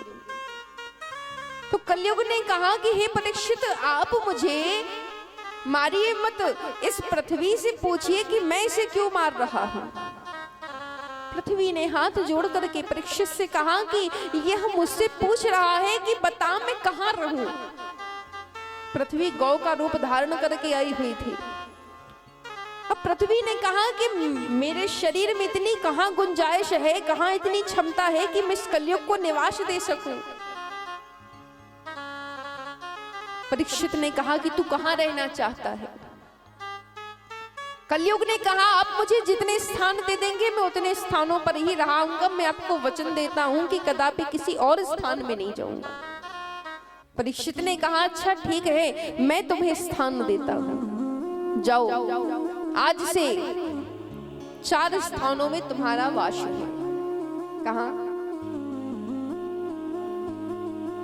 बताइए। अब आपने तो इतनी कथाएं सुनी, बताइए। हाँ, और बहुत सुंदर। तो यही 4 ऐसी जगहें थी। पर स्त्री गमन, जो मनुष्य शादी के बाद भी पराई स्त्री से मोह रखे। अब मोह रखने का मतलब ये नहीं है कि जब आपने उसको छू दिया, पकड़ के खींच लिया, पास में बिठा लिया, उसके साथ हंसी मजाक करने लगे, उसके साथ संबंध बनाने लगे, तभी वह कलयुग का वास होगा। नहीं, दृष्टि से पाप चलता है, जिसे हम कह देते हैं दृष्टि गोचर। आपने दृष्टि से देख लिया और आपका मन फड़फड़ा रहा है। जैसे आप भूखे हैं, आपने व्रत रखा, ठीक है, भगवान का व्रत रख लिया, पूरे दिन आपको 12 बजे नहीं कि खाने की लगने लगी।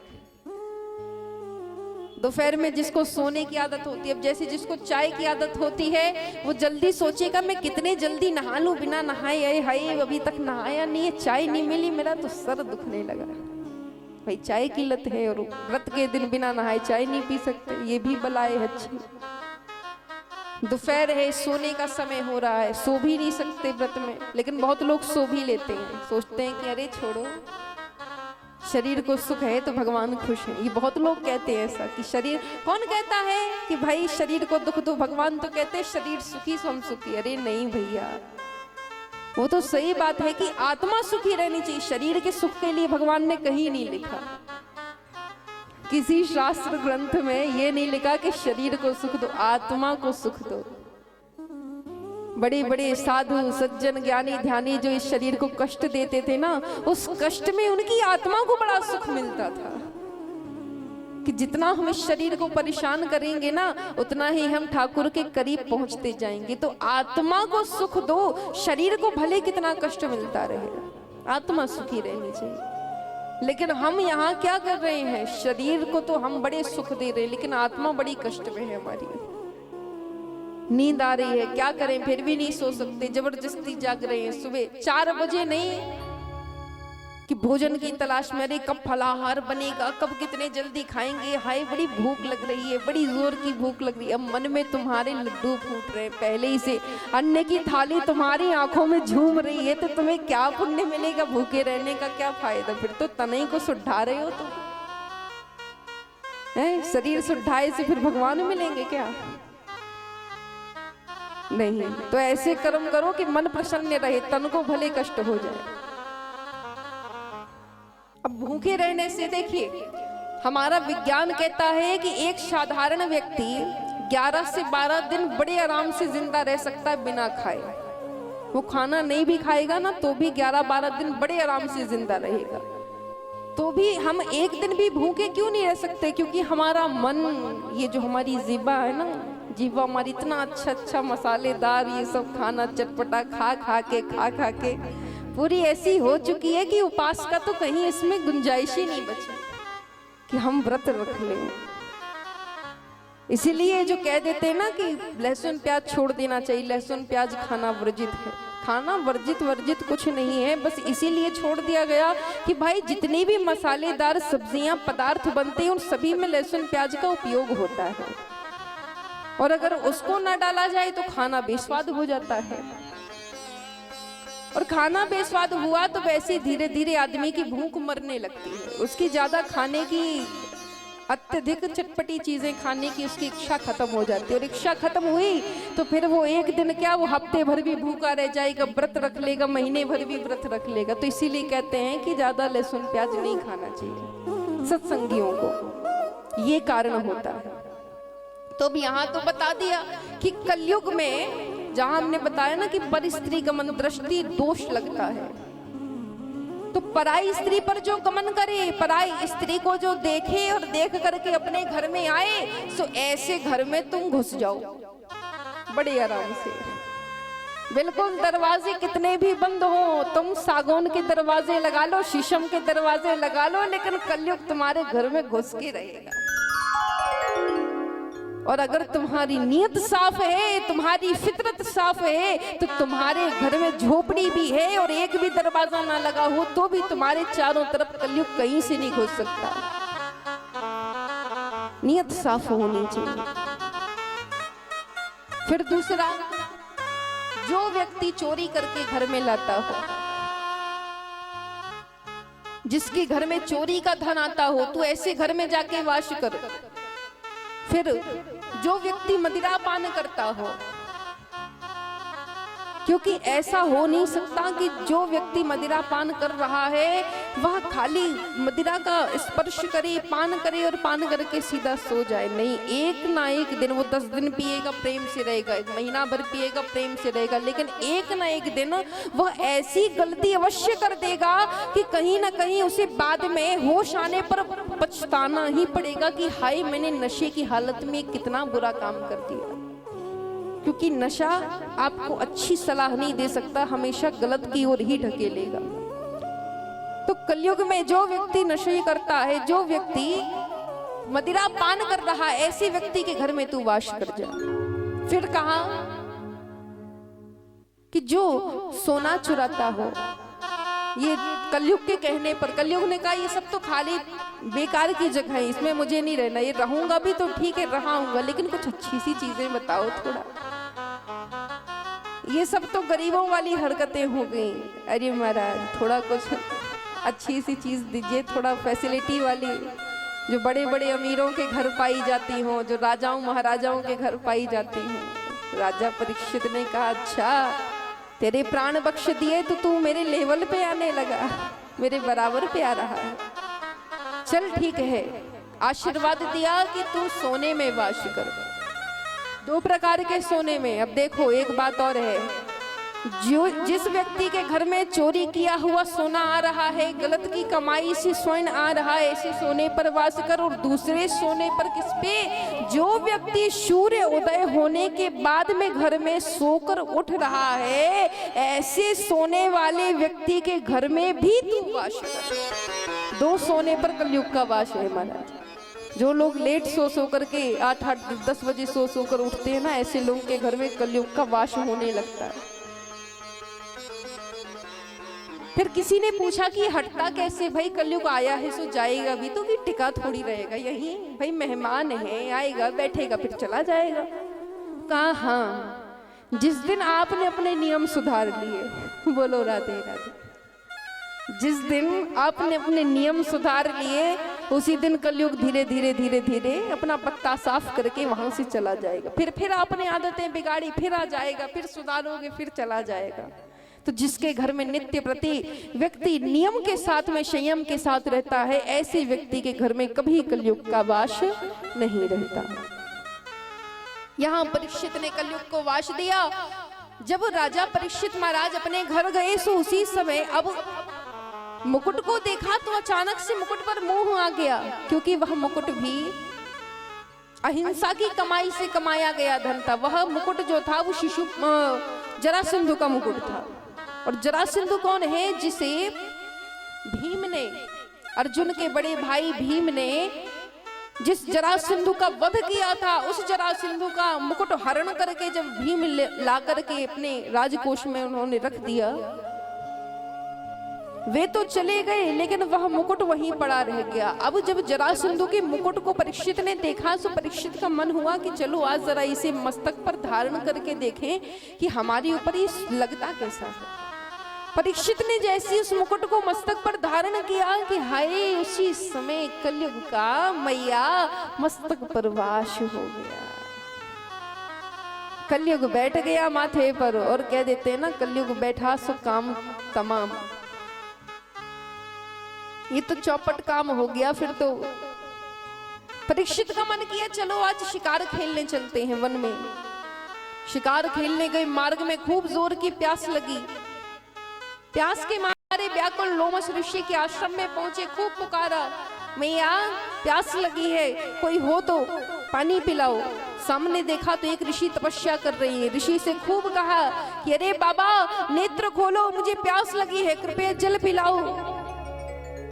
खूब चिल्लाया, अरे क्या तुम्हें सुनाई नहीं देता, मैं राजा हूँ, इस नगर का राजा हूँ। अगर मैं चाहूँ तो तुम्हें बंदी बनवा सकता हूँ, अगर चाहूँ तो तुम्हें कारागार में डलवा सकता हूँ। क्या तुम्हें लज्जा नहीं आती? रे धूर्त ब्राह्मण, तू कैसा ब्राह्मण है कि तेरे सामने एक प्यासा खड़ा है और तू आंख मूंद कर बैठा है। नेत्र खोल, देख तेरे सामने तेरे नगर का राजा है जो कि प्यास से व्याकुल है। मुझे जल पिला वरना तेरे लिए अच्छा नहीं होगा। जब लोमश ऋषि की तपस्या को परीक्षित नहीं तोड़ पाए तो उसी समय मार्ग में जैसे वापस लौटे तो मार्ग में एक मरा हुआ सर्प देखा।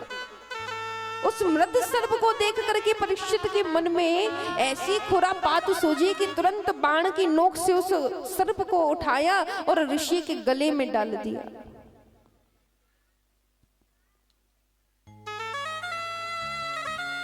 सोचा कि जिस दिन इसकी तपस्या खोलेगी अपने गले में सर्प देखकर अचानक से भयभीत हो जाएगा, तब इसे मेरी याद आएगी कि हाँ किस राजा से पाला पड़ा था।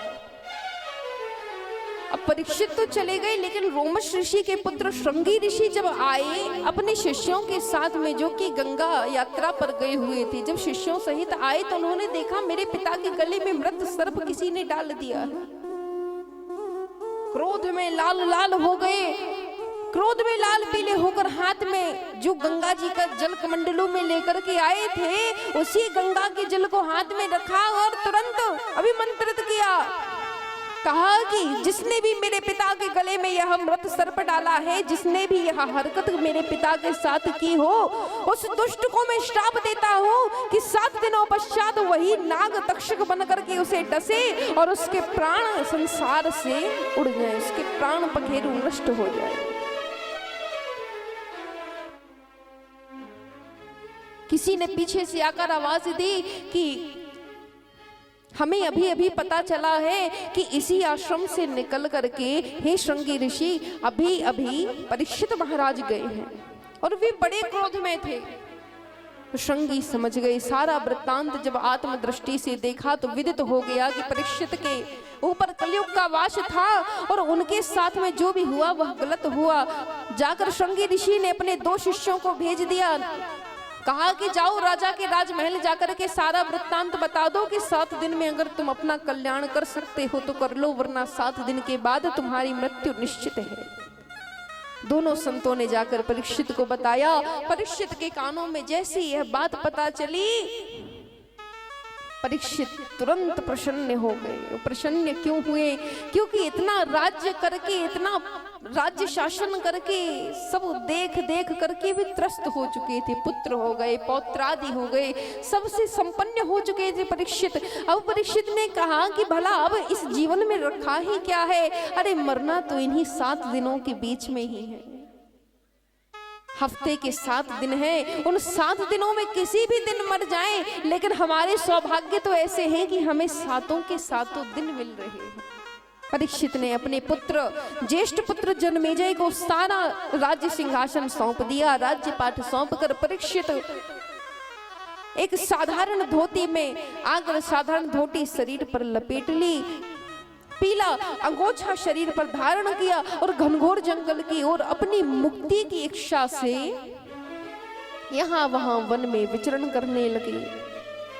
सप्त ऋषियों ने आकर के परीक्षित से पूछा कि तुम्हें क्या हुआ है। परीक्षित ने अपनी मुक्ति का उपाय पूछा, लेकिन कोई भी ऐसा सामर्थ्य नहीं था जो परीक्षित की मुक्ति का उपाय बता सके कि 7 दिन में परीक्षित का उद्धार कैसे होगा। उसी समय सूत जी कहते हैं कि तन्मा ब्रूहि मम शार वत्स समरो विद्युत नीम जवे श्रोतम आगच्छन्त महामुनि कृतविदा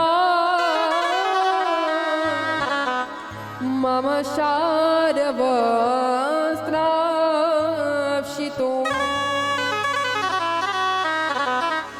त्रापद्यति महाकाश्य यथा ऋषि मुनि गणा शुकाचार्यस्य मारूप आगमन शरणयान्विते आगमन शरणयान्विते। सप्त ऋषियों ने, बड़े बड़े ज्ञानी ध्यानियों ने, नारद ऋषि भी पधार गए। जब सबने देखा कि परीक्षित का उद्धार नहीं हो सकता, तब नारद ने कहा कि नहीं, अभी एक ऐसा ब्राह्मण यहाँ आना बाकी है जिस ब्राह्मण का जन्म ही परीक्षित के लिए हुआ है। सब ऋषि पूछ रहे हैं नारद से कि हे नारद, वो कौन है।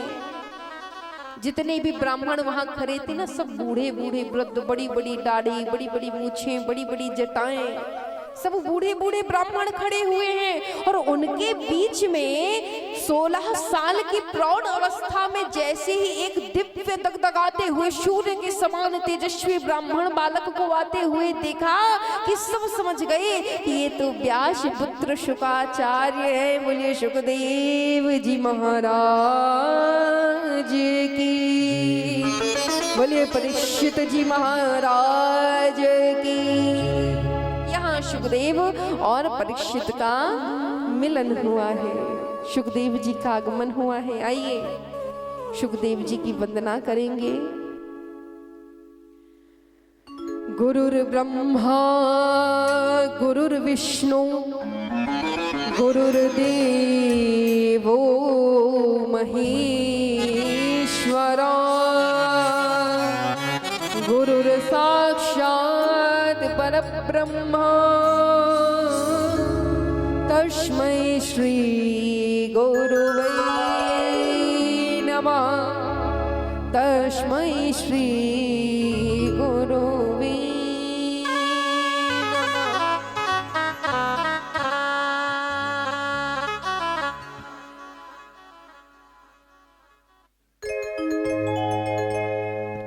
श्री राधे। बोले वृंदावन बिहारी लाल की जय हो। ओ हरि की कथा सुनाने वाले, श्री राधे। हरि की कथा सुनाने वाले, तुमको लाखों प्रणाम, तुमको लाखों प्रणाम, तुमको लाखों प्रणाम, तुमको लाखों प्रणाम। हरि की कथा सुनाने वाले, अमृत पान कराने वाले, तुमको लाखों प्रणाम, तुमको लाखों प्रणाम, तुमको लाखों प्रणाम, तुमको लाखों प्रणाम।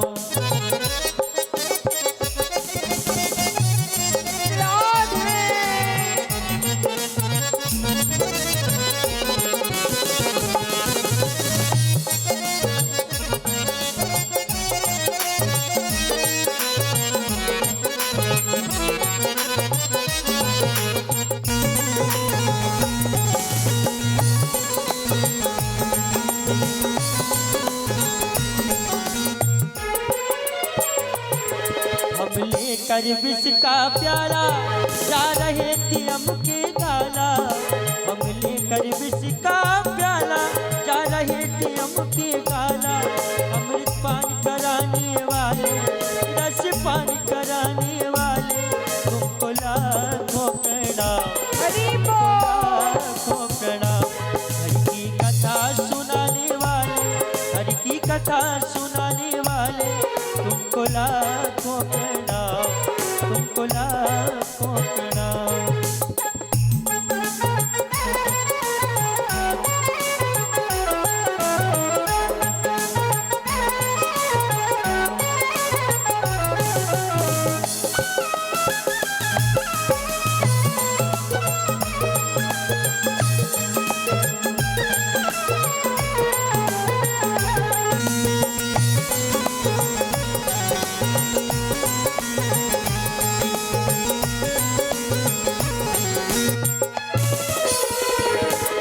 हम भूल रहे थे वन में, बल खोवे थे तन में। हम भूल रहे थे वन में, बल खोवे थे तन में। ओ राह दिखाने वाले, सन्मार्ग बताने वाले, तुमको लाखों प्रणाम, तुमको लाखों प्रणाम। हरि की कथा सुनाने वाले, हरि की कथा सुनाने वाले, तुमको लाखों प्रणाम, तुमको लाखों प्रणाम।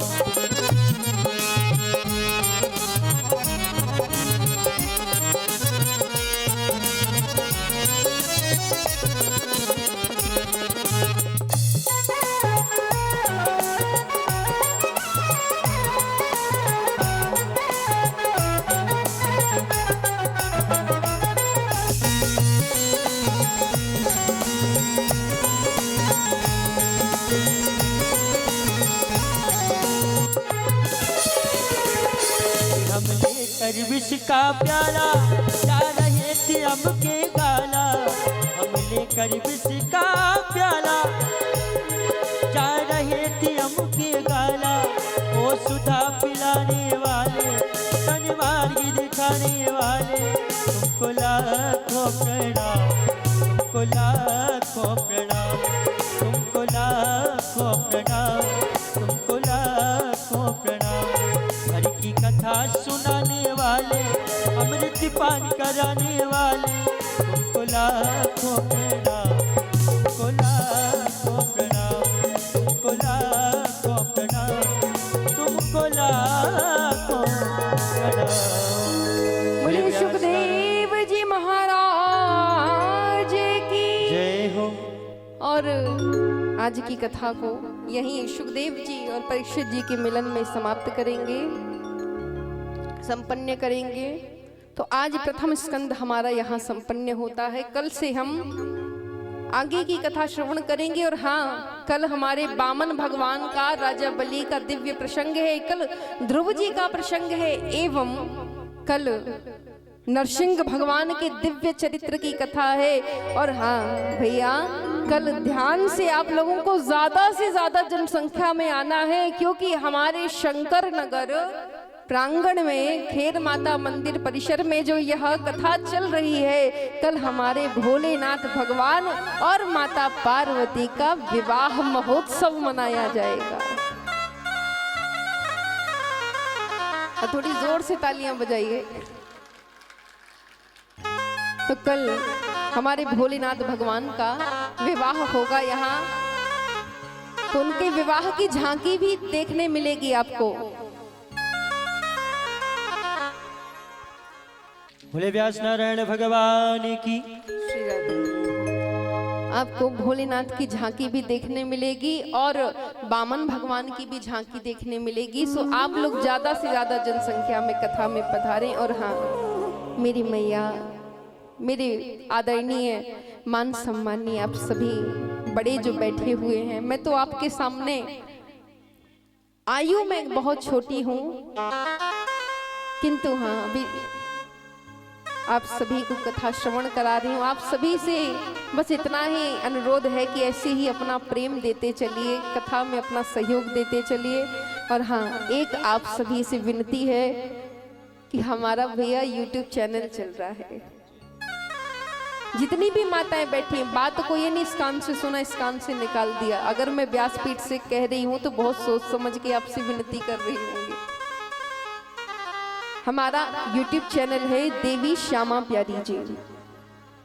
आप बैनर में भी नाम देख सकते हैं, हमारे ही नाम से हमारा YouTube चैनल है देवी श्यामा प्यारी जी। आप वहां जाइए, जाकर देखिए जो यहाँ पे 7 दिन कथाएं होंगी। आपको 7 दिन की कथाएं हमारे YouTube चैनल पर एक एक दिन मिलती रहेंगी। और हाँ, हमारे चैनल को सब्सक्राइब करें, लाइक करें, और ना करना हो तो ना करें, वो तो अपनी पसंद है, लेकिन सब्सक्राइब जरूर करें। देवी श्यामा प्यारी जी हमारा YouTube फेसबुक अकाउंट है, तो आप उसे सब्सक्राइब ध्यान से करें और अपना सहयोग सहमत बताएं, अपनी राह दें कि आपको कार्यक्रम कैसा लग रहा है। और इसके अलावा भी जो हमारे कार्यक्रम आगे होंगे तो वह भी आप तक पहुंचाए जाएंगे सोशल मीडिया YouTube के माध्यम से, क्योंकि यह कार्यक्रम हमारा यहाँ पर 21 तारीख को संपन्न हो रहा है और 23 जनवरी से हमारा कार्यक्रम मैहर में पुनः चालू हो रहा है। तो मैहर में जो कार्यक्रम होगा वह भी YouTube पर दिखाया जाएगा। सो आप लोग कृपया हमारे चैनल को सब्सक्राइब करें। और इसी के साथ आज की वाणी को हम यहीं विश्राम देंगे। कल की कथा कल से श्रवण करेंगे। आइए श्री राधे। 2 क्षण पहले भगवान नाम संकीर्तन करते हैं, क्योंकि कथा में आने के बाद और कथा से जाने से पूर्व 2 क्षण भगवान नाम संकीर्तन तो होना ही चाहिए। एक भजन हमारे भैया श्रवण कराएंगे, फिर एक भजन हम श्रवण कराएंगे, क्योंकि कथाओं में भजनों का आनंद चलता रहना चाहिए। जो भक्त हमारे आ रहे हैं, भक्तों के चेहरे पर मुस्कान बनी रहनी चाहिए और शरीर में फुर्ती बनी रहनी चाहिए। बोलो राधे राधे।